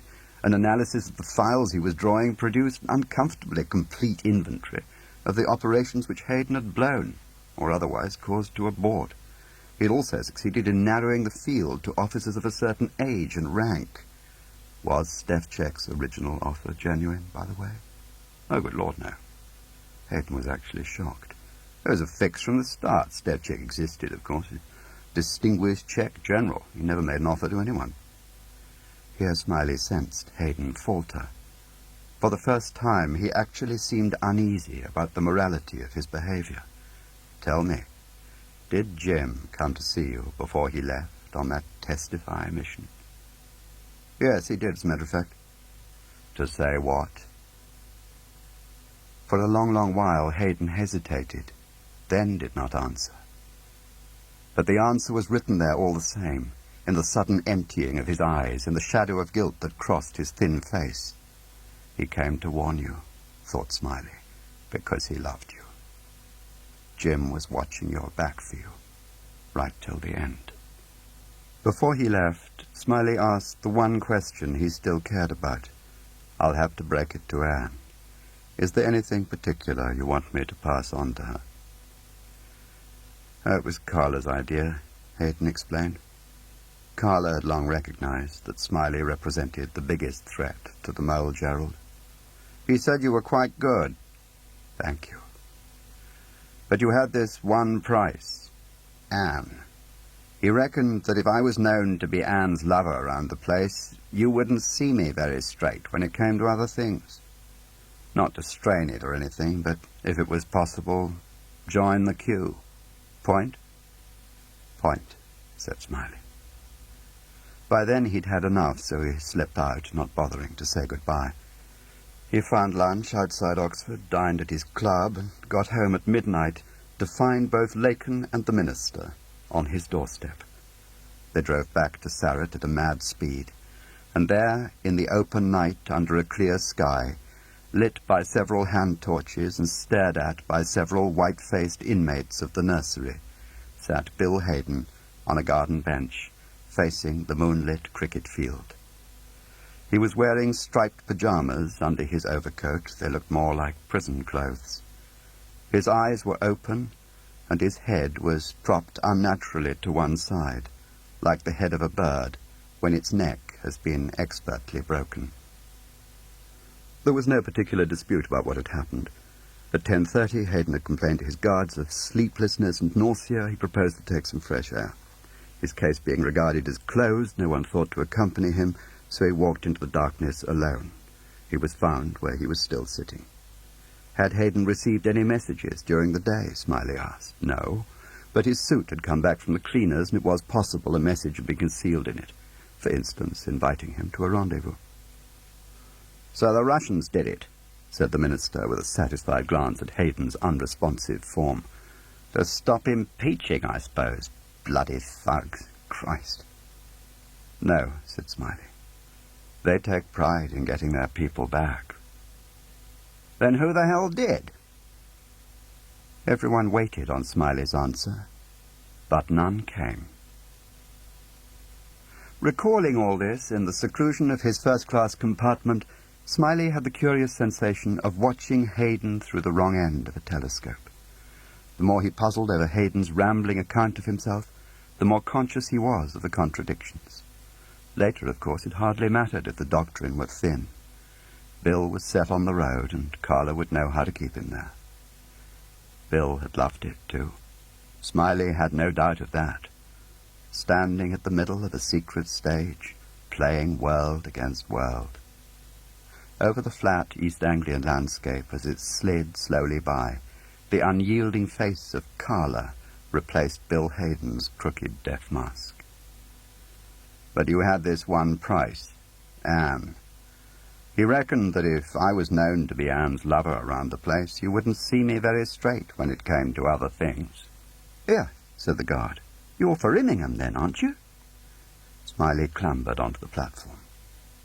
There was no cab in sight, so he made his way across the empty forecourt and stood beside a green sign marked Q. He had hoped she might collect him, but perhaps she hadn't received his wire. Ah, well, the post office at Christmas, who could blame them? He wondered how she would take the news about Bill. It was bitterly cold. He hoped very much that her wretched lover had found her somewhere warm to live. Then he saw her. Her disreputable car shunting towards him down the lane marked buses only, and Anne at the wheel, driving the wrong way down the bus lane. He saw her get out, leaving the indicator winking, and walk into the station to inquire. Tall and puckish, extraordinarily beautiful, and essentially another man's woman.